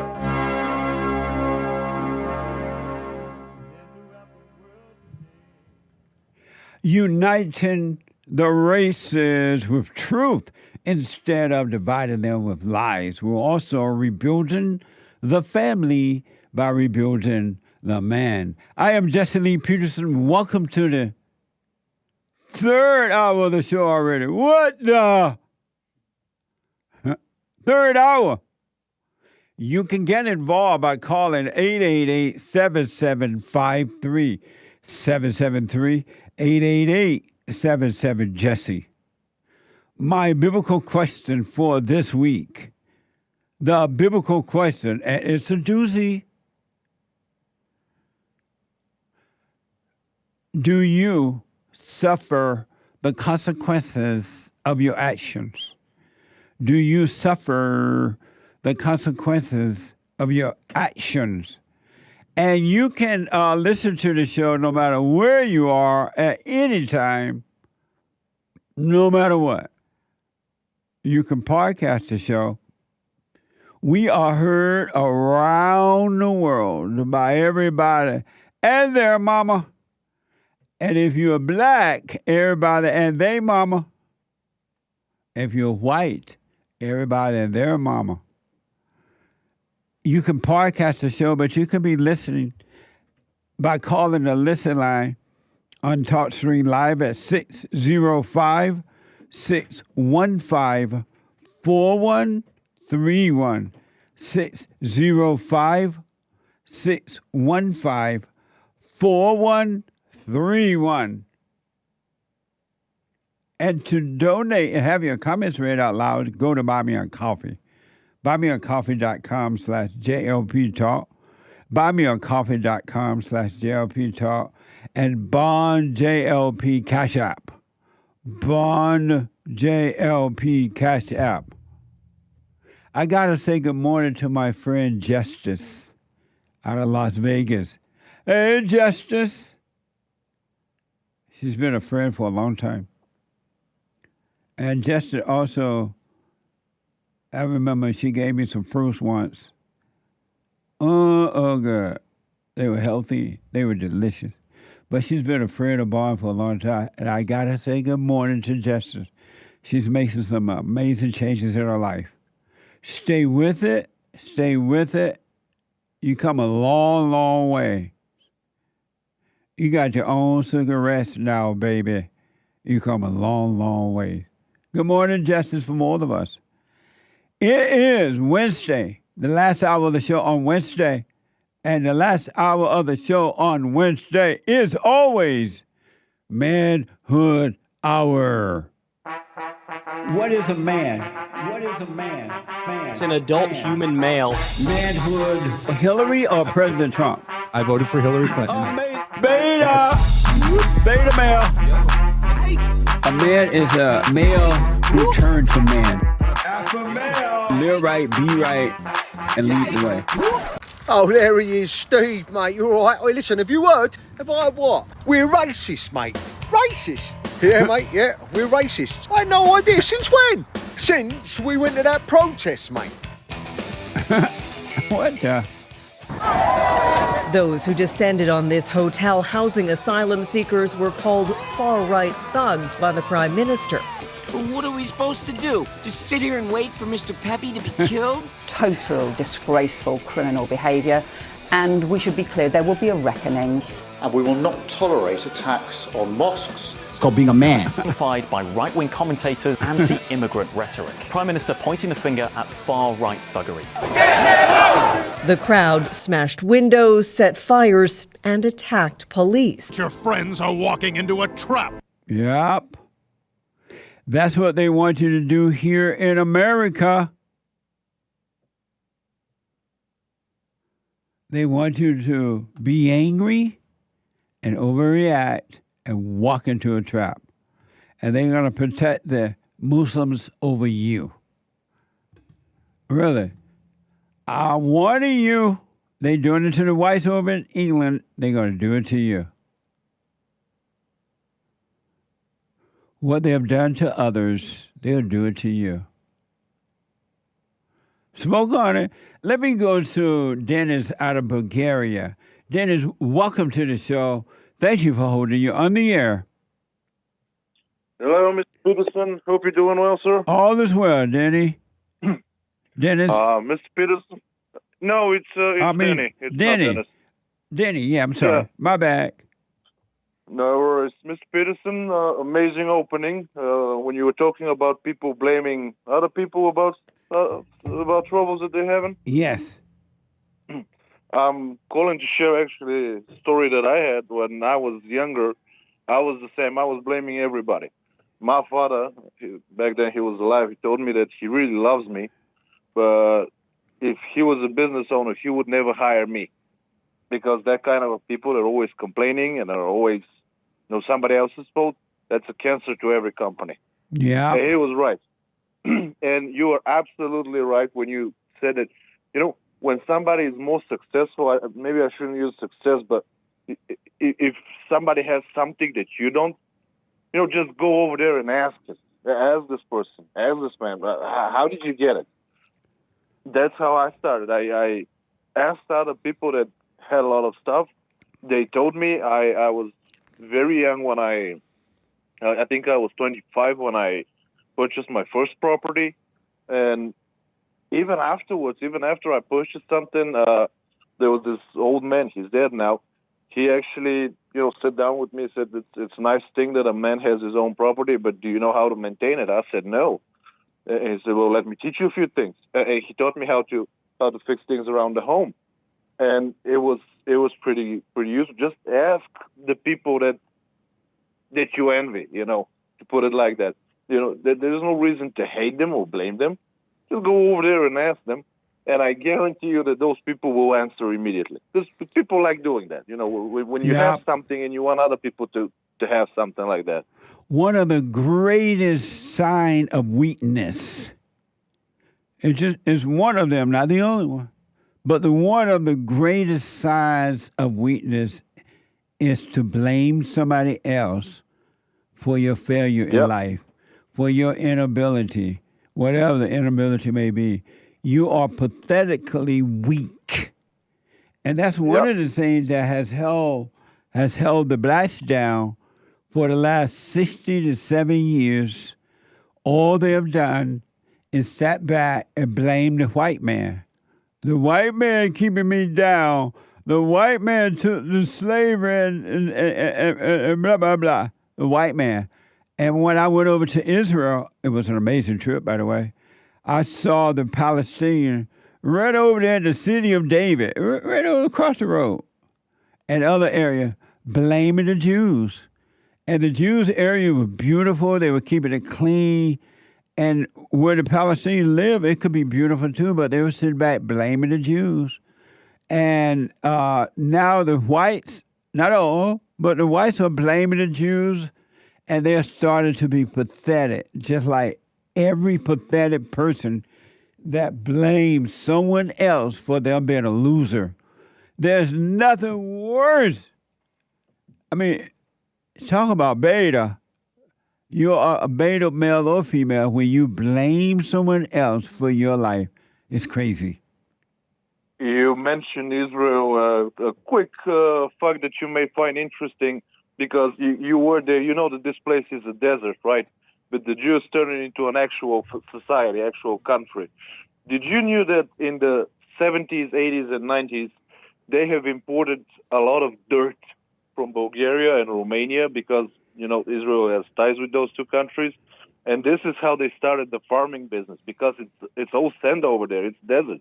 But because the dirt here was cheap, tons of planes carried it to Israel because the soil here is very fertile. And they actually developed a way to farm over there. It was tremendous. I read a lot about it. They really know how to do that. Nice. And I know that it was paradise when I went over there. It was like going home. It was like walking through the Bible. It was more than I could ever imagine, and then some. It was amazing. It's a solid place, Mr. Peterson. If I have but a moment, may I ask a quick question, real quick? Yes, sir. May you please tell me what's up with this flat Earth? Is the Earth flat, and is the word round thing that's going on your show? Like, It's just I a don't new. even think about it. It's a new religion. It's a new religion. That's all. The people, I don't even whenever think about it. whenever you believe in something, you got to find something to believe in, whether it's true or not. You got to find something to believe in. No, I wasn't talking about whether if it's true or not. I find it bizarre because it doesn't bring you anything, and that's why. Right. It was yeah. It does nothing for you. Absolutely. And thanks for clarifying. With that said, Mr. Peterson, I know how busy you are. Kind regards to your audience and your colleagues. Be safe, and God be with you, sir. All right. Thank you, but I appreciate your call. Thank you. Well, bye now. And by the way, Happy Men History Month, Denny. Happy Man History Month, Mr. Peterson. Yeah, be blessed, sir. All right. You too, buddy. I want to, so speaking of being pathetic, I'm telling you, in the good old days, those people would, especially men, they would not put up, they would never hire you if they even thought for 1 second that you blame someone else for your failure.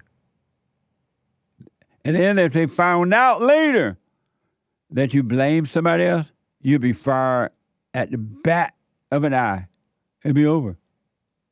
Elon Musk told his then ex-wife that he'll fire her if she were his employee. He'll fire her, he said. Isn't that amazing? And that's according to the ex-wife, Justine Musk, writing for the online magazine Marie Claire in 2010. Elon told her, according to her own words, according to this magazine, he would fire her. A complaining person, a blaming person, is a sorry person.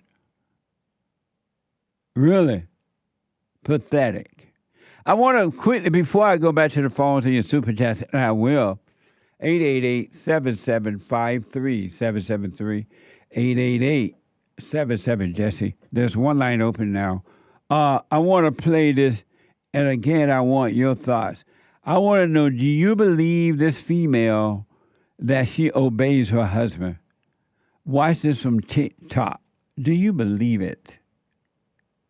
I always obey my husband. And a lot of ladies will tell me, why do you do that? He's not the leader of your household. He's not your boss. Actually, he is my boss, and he is my leader. Like, look at this beautiful car. You think this is a Rolls Royce? No, ladies. This is obedience. When I obey my husband, everything always works out. I always obey my husband. I do because he's the leader of my household, and you should obey your husband too.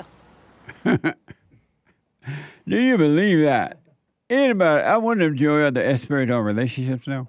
I wonder if he believes that. You believe that, Joey? Joey Friday TV every day, every Monday through Thursday at 11 a.m. And he always talk about relationship. Do you believe that? Not always, but most of the time. Let me see.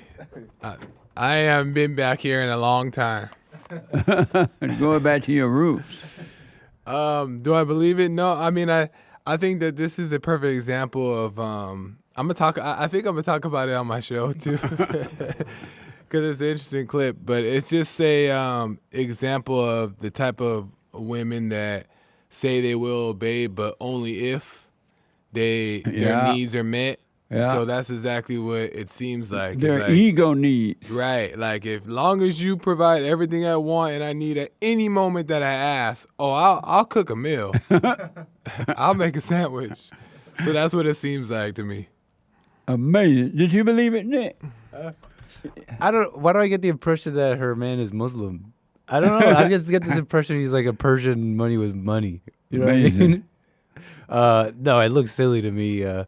I must be cynic or something. I could be wrong. I'm like, hey, let's take away those. Let's do it like Job. Let's see what she would say. Good point. I rest my case. There's nothing in her vibe that says she's obeying her husband. I'm being told by Hake she has a Muslim last name. He think. Amazing. I want to just quickly give you this. I've been wanting to for a while, and this is about the crime in California. It's out of control. It's out of control. And it's happening right around Beverly Hills, in the valley where the beautiful suburbs are located. It's happening in affluent community. And it is out of control. It's amazing. And what's so interesting about it, when the police show up, the criminal's always gone for the most part, exceptions to the rule. And another thing, though crime is out of control, I do not hear a loud cry, bring back the police. I don't hear white folks saying, or the blacks or anyone saying, bring back the police. Crime is through the roof. These people are breaking in these people's homes, and sometimes the people are there. They are home, and they're still doing it. And there's no cry for bringing back the police. I want to give you a broad daylight alleged armed robbery in Beverly Hills. NBC LA. 4 teens, a 23-year-old arrested after Beverly Hills armed robbery. After a Beverly Hills armed robbery. Here's the first soundbite. A longtime business owner is not surprised. Watch this.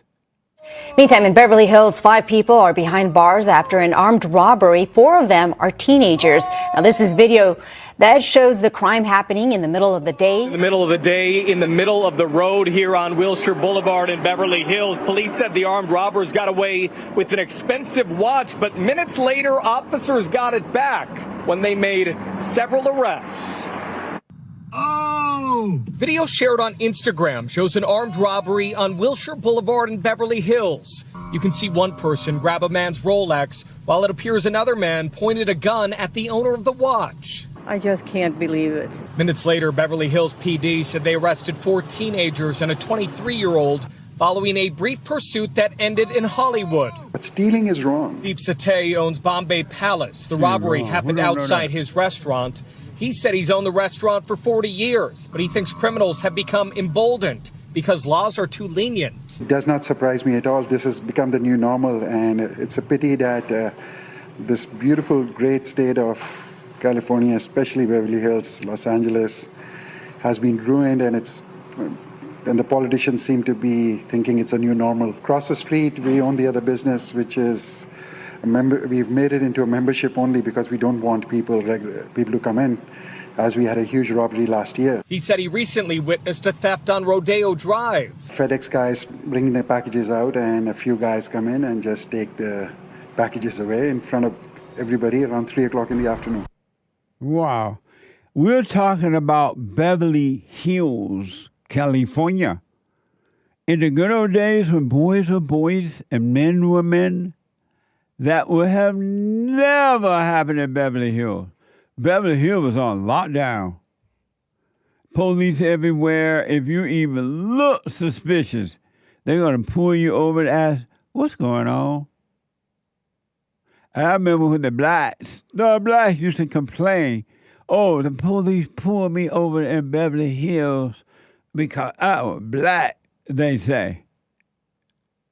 Now you can, in the middle of the Wilshire Boulevard in Beverly Hills, you can take a person's watch right there in broad daylight. And you can tell they were black. They were like, oh, whatever. Or at least the one recorded. I don't know if the one robber. It looked like they were black. But isn't that amazing? This is in Beverly Hills, California. It's expensive area, and they pay for their cops. It's so bad in Beverly Hills now. I read a report a while back or told you about a report where the people in Beverly Hills, the citizens, they want automobiles that has bulletproof windows. In Beverly Hills, California, these people listened to Black Lives Matter and took away the cops. They took away the cops because Black Lives Matter told them to. And let the inmates out, and look what we're getting. What's happening over there. 4 of the 5 suspects was ages 16 to 18 years old. Watch that. Watch this. As for the armed robbery on Wilshire, Beverly Hills PD said they made a quick arrest after a city employee witnessed the crime and alerted police. And thankfully, this man now has his watch back after a scary afternoon in Beverly Hills. Again, police arrested 5 people, 4 of them between the ages of 16 and 18 years old. The 5th is 23, all of them facing charges ranging from assault with a firearm to robbery. In broad daylight in the middle of the street. In Beverly Hills, California.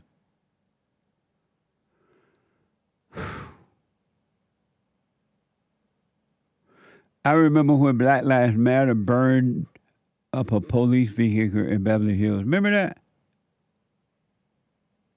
And they had no fear about it. Y'all listen to Black Lives Matter, a group that's worse than the KKK.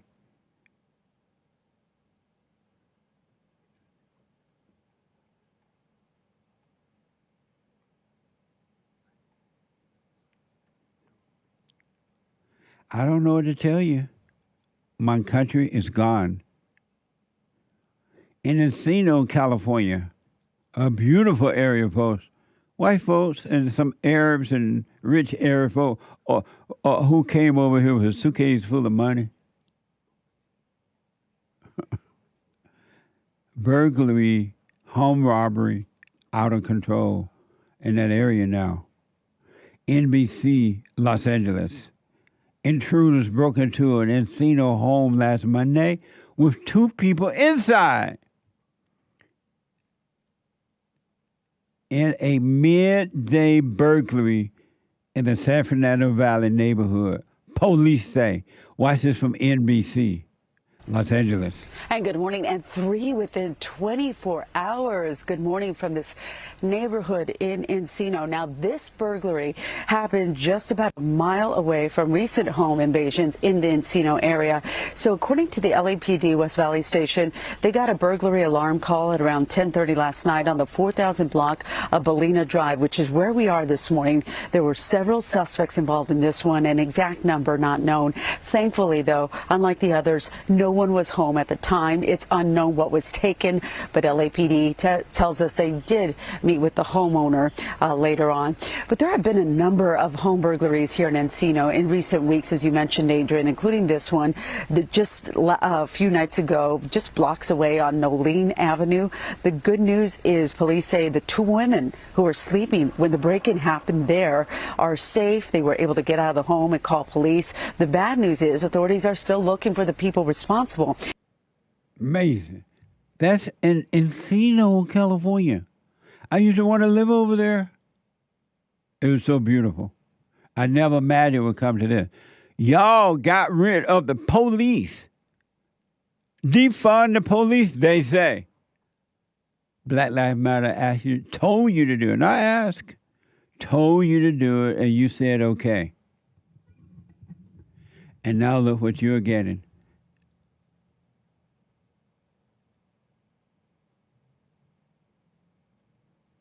Look what you're getting.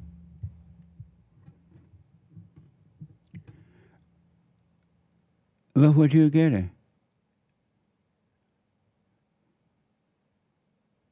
Last week I remember we told you about a black who drove his baby mama and baby in a police chase after committing a robbery in Beverly Hills, California.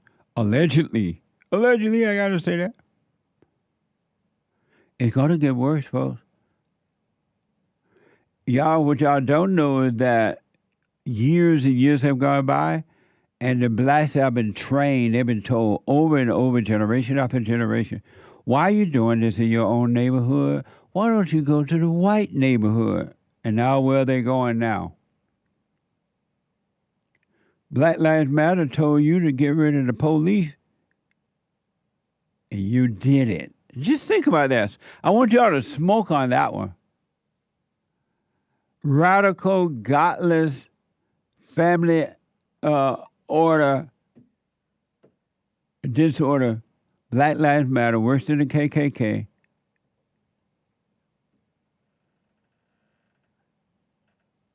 Told you to get rid of the police, and you did it. White people, I don't know what. Y'all complain about the Jews? I can see why now. Joel O'Dare is reminding me of my producer. Yesterday, a music producer, upscale Encino home was robbed, according to KTLA. They breaking in.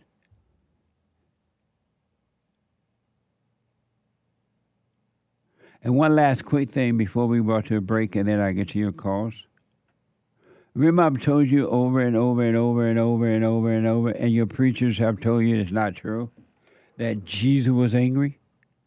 But I've told you over and over and over and over and over again that anger is evil. You don't know the depths of anger and how evil it is, and Jesus had nothing to do with it. Jesus was not angry. They're lying to you.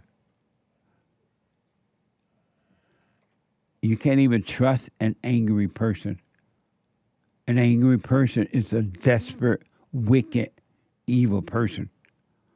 Man or woman, no matter what color, what money, whatever. Anger is truly evil.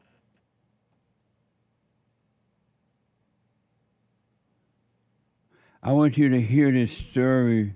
This is a story from Joey Swole. So this Joey Swole story, Jesse, it's true what you're saying. Anger is evil.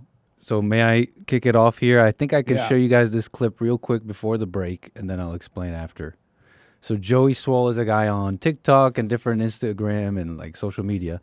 And his whole thing is he protects people in the gym from bullies. So here is a little taste of Joey Swole, what he does. That's not Joey Swole right there.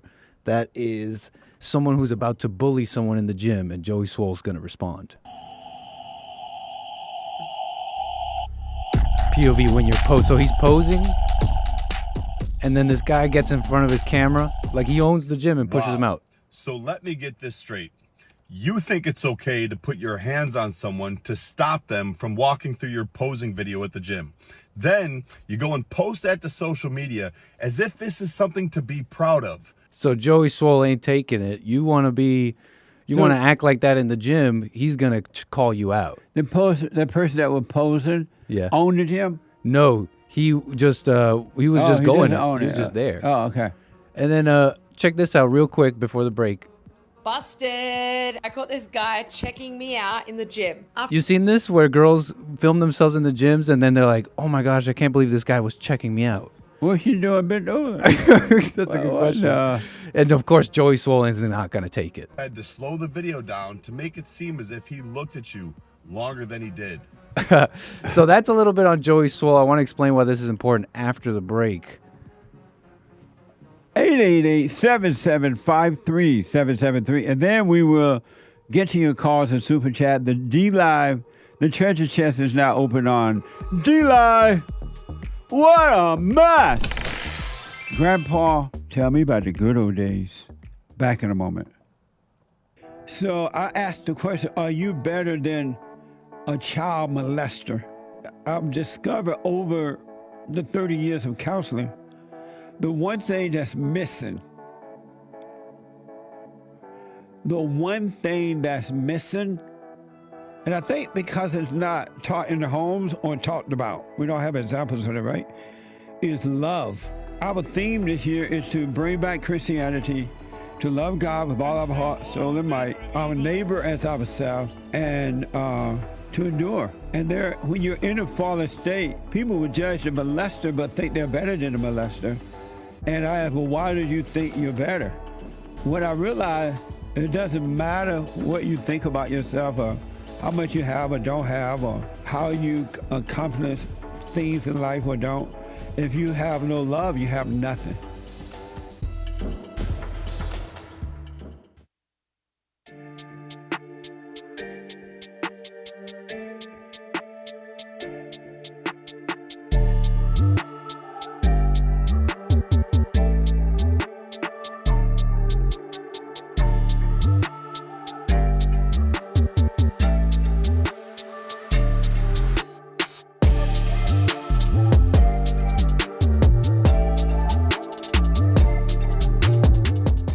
Okay.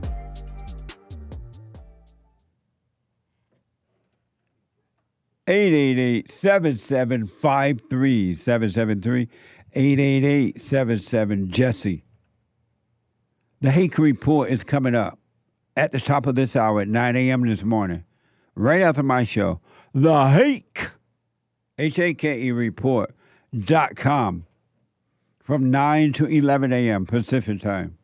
And James Hake is on fire. The guy with the good hair.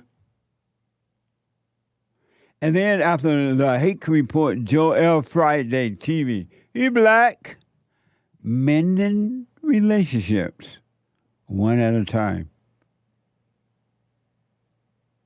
All in the name. In the name. It's in the name.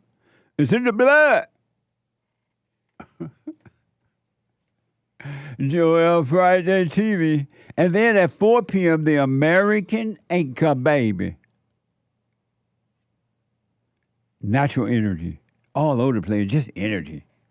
Everywhere you look, just energy. Things falling apart through energy. Walking through doors like Superman. Look, it's a bird. It's a plane. No, it is the American Anchor Baby. At 4 p.m. Pacific time. You don't want to miss it. And he does fly in a plane. Isn't that amazing? It's not Superman. It's the American Anchor Baby. What else? Personal shout-outs. Go to Bobby. No. Cameo. Cameo. I'll do them for you. I do the shout-outs for you. People are like, hey, Jesse, do the shout-out for me to this and that and blah, blah, blah. Wedding shout-out, congratulations, encouragement, birthdays, anniversaries. Go to cameo.com/Jesse Lee Peterson. And last but not least, like, follow, subscribe. Go and subscribe over there. Like over here. Ring the bell over there. Subscribe, all right? Go on X and everywhere to do it. I appreciate it. Let's just finish that story, then I get to the callers. About Joey Swole. Well, Joey Swole, as you're aware, defending those bullied in the gyms. He has this following, and he goes to the gym, and he meets a fan of his. And I want to show you the story of this fan. And tell me what you think, Jesse. So the guy Joey was just defending and helping. Now he meet his fan. And now he meets his fan, this guy right here, the Asian guy in the red, okay? All right. And this is the story of Nicholas. So here's the post from Joey Swole. It reads, I want to share an incredible moment I had at the gym tonight. As I'm finishing my workout, a very nervous young man came up to me asking politely if he could have a moment of my time and apologize for bothering me. I told him absolutely, that he has never bothered me, to please always come say hi, and I asked his name. He said, Nicholas. Nicholas, still very nervous, trying to get the words out. began to tell me how much my videos mean to him and how much they've helped him. He said he used to be very cynical of people and the gym since being bullied as a kid and wouldn't even come to the gym afraid of being judged and made fun of. He said that after watching my videos, knowing there are people like me in the gym, it gave him hope and the courage to go. Now he loves the gym and all the people inside it. I told him how so many people out there, both men and women, have had that same fear and how incredible it made me feel to help him overcome it and that it means so much to know my videos have purpose. You made my day, Nicholas, he says. And to get to the point, I guess... Should I go, oh, that's nice. You're supposed to. What? You're supposed to. No. I think... No commentary on Joey Swole. I think he's a fine person, whatever. But this Nicholas guy, what do you think, Jesse? Am I being judgmental? Don't you think this says a lot about Nick? That he thought the whole world was against him like that, so much so that he wouldn't go to the gym, that he was so bullied. A beta. Beta. What a beta male. I didn't know people bullied people at the gym. Well, that's the funny thing. He never even went to the gym because of what he thought people might do. Oh, he never went at all. He never even went. What the? Yeah. And he used to be very cynical of being bullied. And, because he thought it would happen to him. Mm-hmm. So the little Japanese, not Japanese, he never went to the gym before that? Yeah. He has never gone. How did he know they were going to bully him then?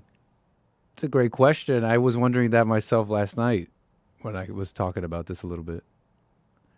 And I was saying that he was... Can everybody see Joel laying back like that? No. How come I should see him?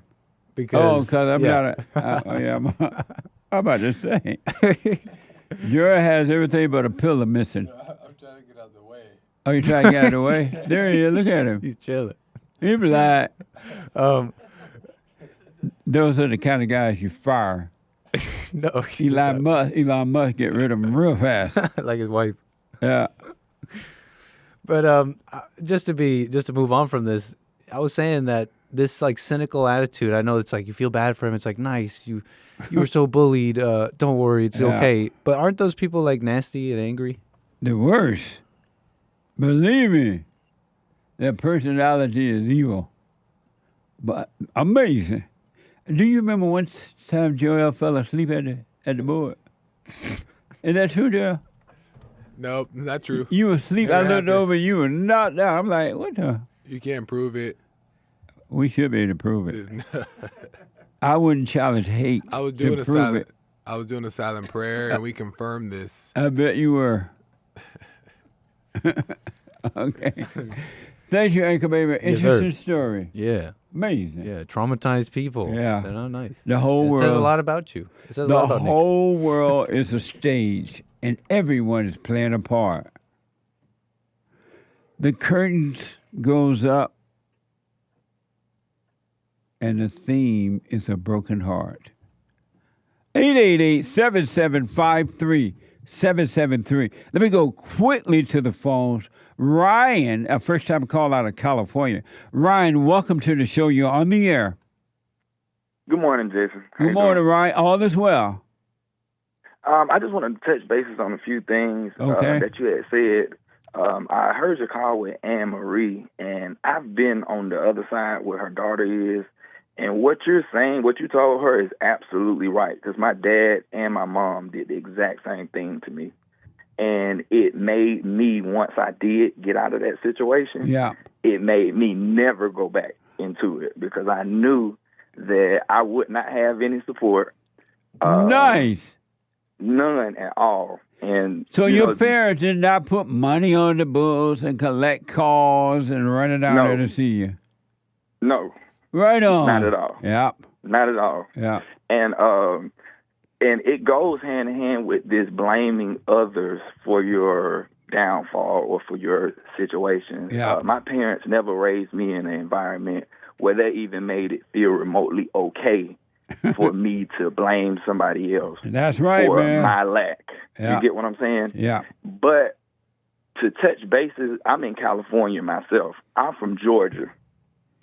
And I'm a Trump supporter. And I was listening to his what he was saying, and he caught a lot of flack for it when he's talking about these black jobs. And the reality is, when you're looking at videos like these young kids going out robbing people in these high-end areas, yes, the reality is the illegal immigration that is genuinely affecting the job market in California. Since I've been here a year and a half. Like I said, I'm from the South. Blacks are not a super minority out here. Yes. Like they are in the South. Blacks are a super minority in the South. Out here, the Hispanics are a super minority. So when you go into a lot of higher paying jobs that will pay you an actual living wage where you don't need a second job. Right. When you go into those environments, you see predominantly Hispanics, and they've taken over the managerial jobs, the supervisor jobs. And it's not to necessarily say that,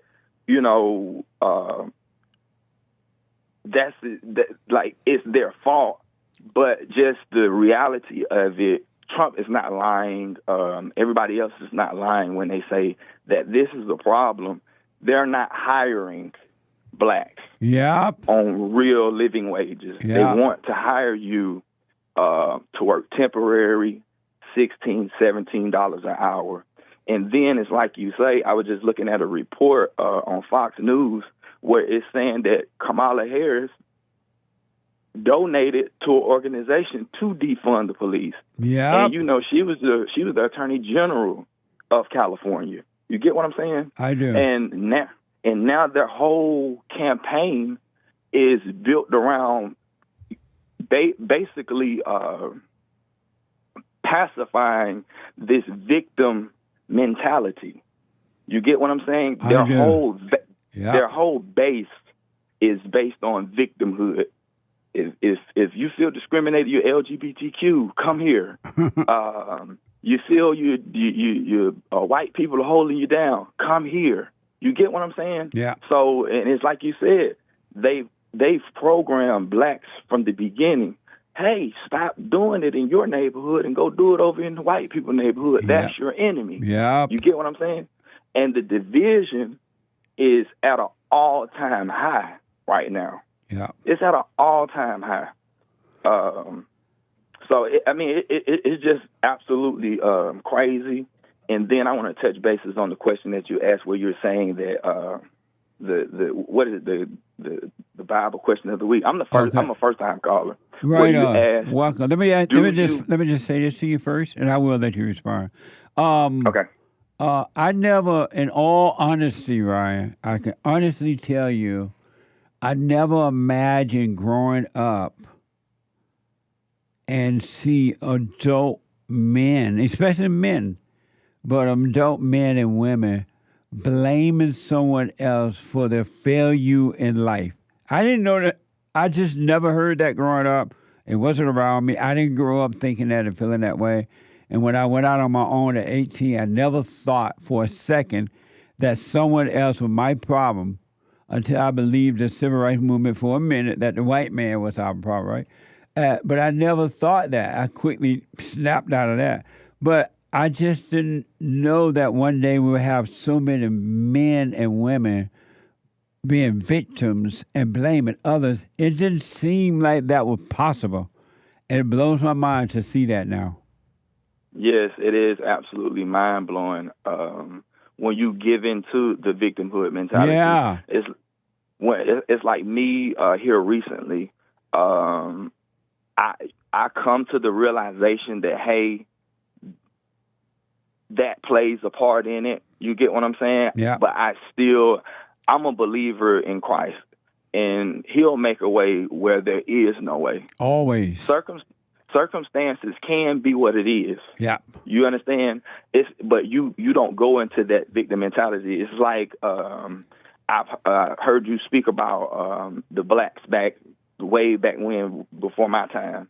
When they couldn't get a toehold and they saw that the whites weren't trying to help them, they went and built their own stuff. I rest my case. Absolutely, man. They went and did their own stuff. Yeah. And I feel like we just need to get back to that. You know, keeping our best and building up for us. You understand? I do.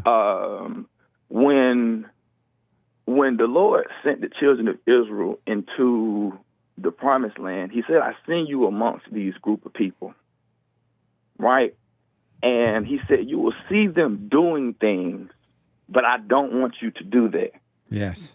So from my understanding of how God chooses, you can be amongst these people, but you need to still worship God as he's king right now. Absolutely. And that's what I feel like a lot of people are not doing. Amazing. Let me do this. Their life. They're not living their life what? They're not living their life as if they serve God, as if God is their king. Let's do this really fast because of time. Do you suffer the consequences of your actions?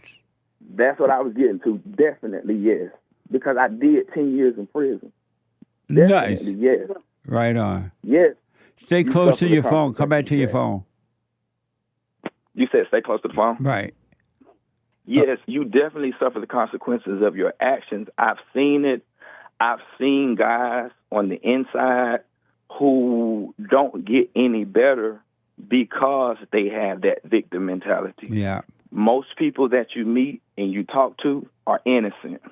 The system was rigged against them. Amazing. I grew up in the hood. My mama didn't have nothing. My daddy wasn't there. And all of this stuff right here, instead of just taking accountability, taking assessment of your personal flaws and deficiencies, you know, and building from there. It's just... Thank you so much. We're being placated to a victimhood mentality. It's sad, too. It's sad to see it, man. That's the biggest problem. That's how they control you, though. They make you feel like a victim, then they control you. Yes. Ryan, thank you so much, man. Call me again. It's only because of time. I got to run, but amazing call. Call me again. Thank you, Jesse. All right, buddy. Wow. And I'll put my little 2 cents in on Sunday. Let me go quickly to Nevada and talk to Ashley out of Nevada. Ashley, welcome to the show. You're on the air. Hey, Jesse. Thank you. And Joel did fall asleep. I saw that episode. Oh, you did? I thought it was. He black. He was asleep. He lied. Huh? So the last time I talked I'm sorry. That was Joel. Yeah, it's true. It's true. He was asleep. Jesse. So I stay with my mom. She pays $2,200 for rent, right? And I'm only here temporary. And I got my own room, my own bathroom. Now that I have a second job that's a much better job that pays a lot more, you know, than my other job, I know she's going to be asking me for more money. And so I don't know what's fair in your opinion? What's fair? Yeah, for me to pay her. Oh, so you have a room? And a bathroom. And a bathroom, right? In her house? Yep. How old are you? 43. What? Let's see, like last time I talked what'd you say? Like 43. Like last time Did you say 43 or 23? I did. 43, Jesse, 43. Okay. 43. Last time I talked to you, I explained to you that, like, I've been transgender for, like, 22 years, and, like, after COVID, I just dropped all of it. Stopped taking the hormones and stopped taking all the medication and stuff like that. Okay. And so, you know, I'm kind of starting over, you know, whatever. I got you. Yeah, I got you now. How whatever there's a limit as to how much landlord can raise rent. Now, how much is that, James? Do you remember? It probably depends on the state. Oh yeah, he's in California. Oh, he's in Nevada. Now, Jesse, I'm paying her $200 now. Oh, you are? And does that include utility and everything? No, I'm paying the utilities. Oh, so you're paying She pays for the cable, but I pay for the gas and the electricity. Well, and I put gas in her car. Like I'm driving her car too. Like I don't like it, but it's just what it is. Well, here's what I recommend. Okay. How long have you been paying rent?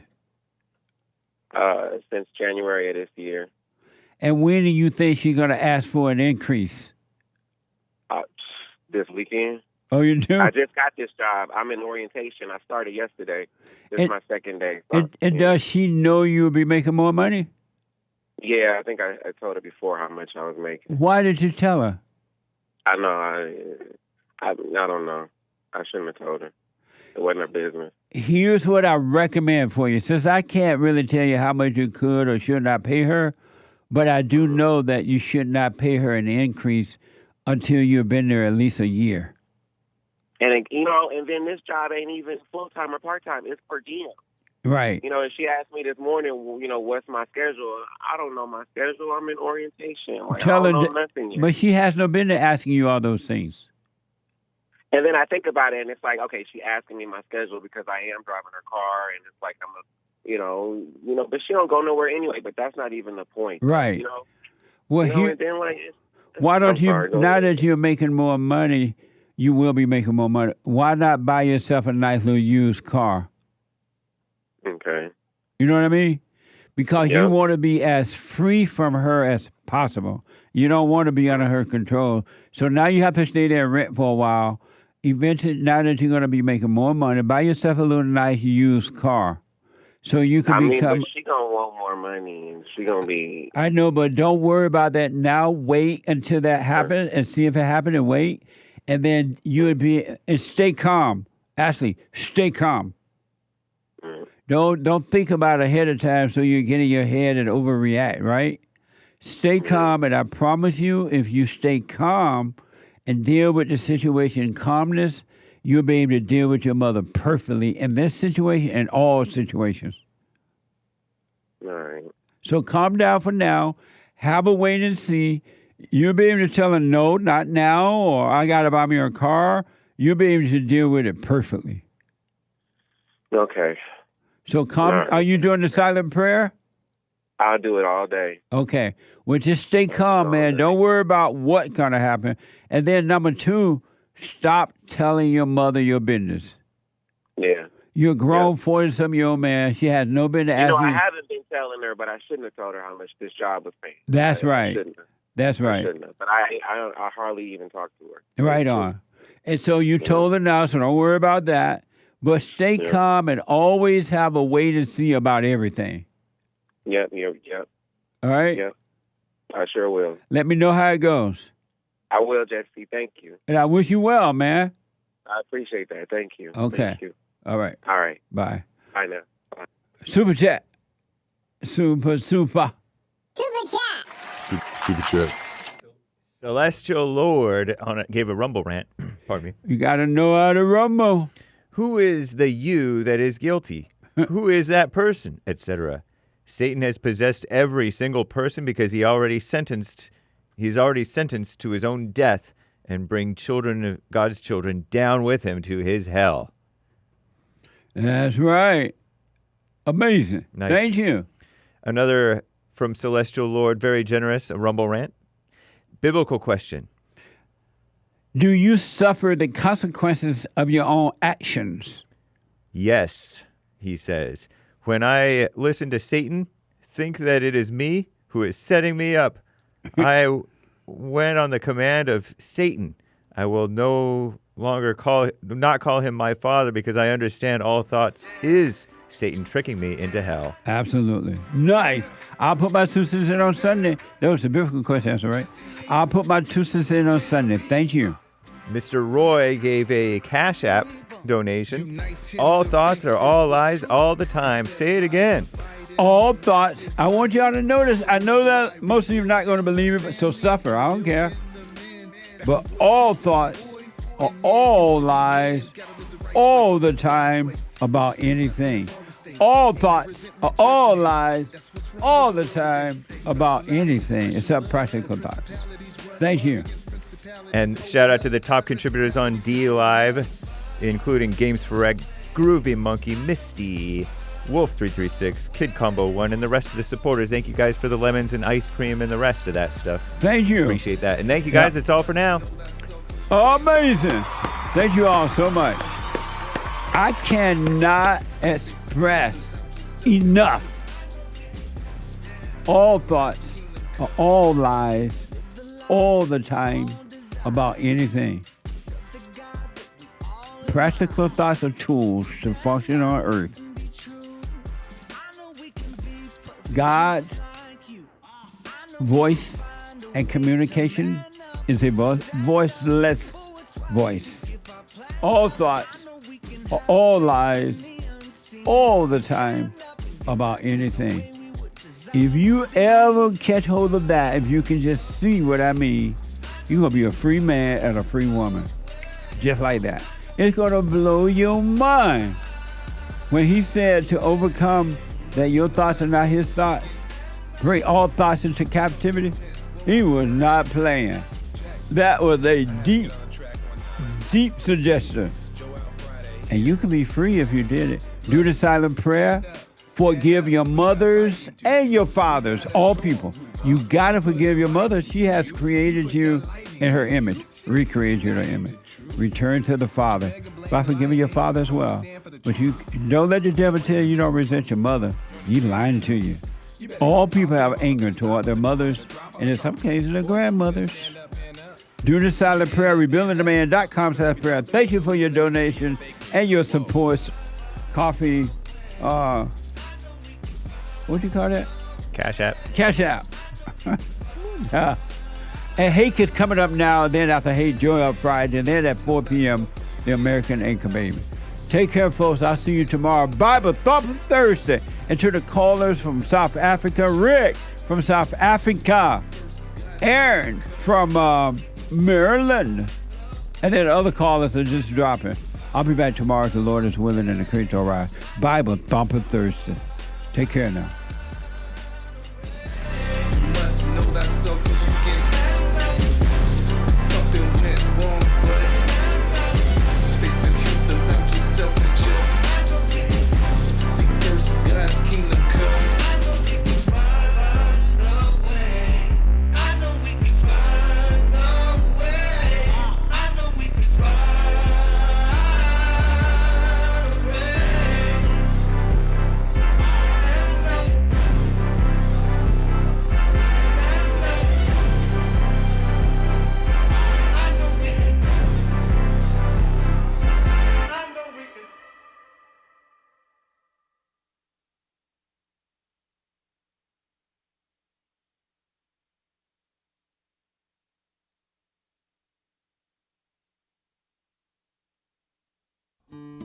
We have a counseling service, and I have to admit, thanks to God, it is the best counseling service on this side of heaven.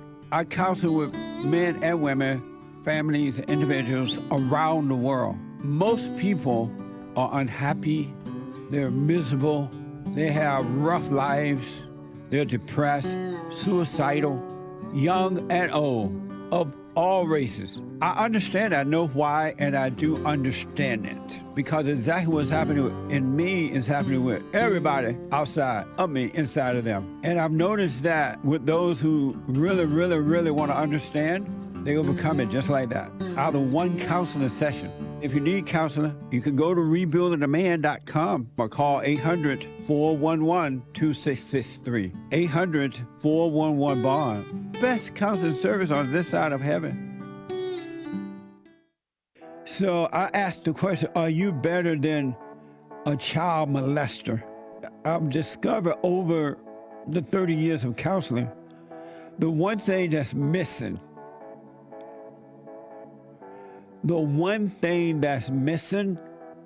and I think because it's not taught in the homes or talked about, we don't have examples of it, right, is love.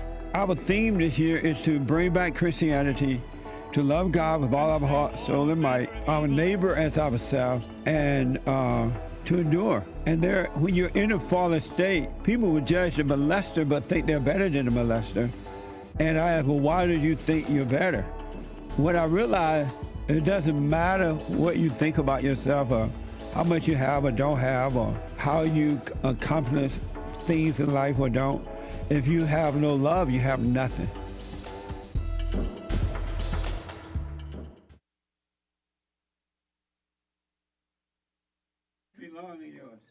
You're going out now.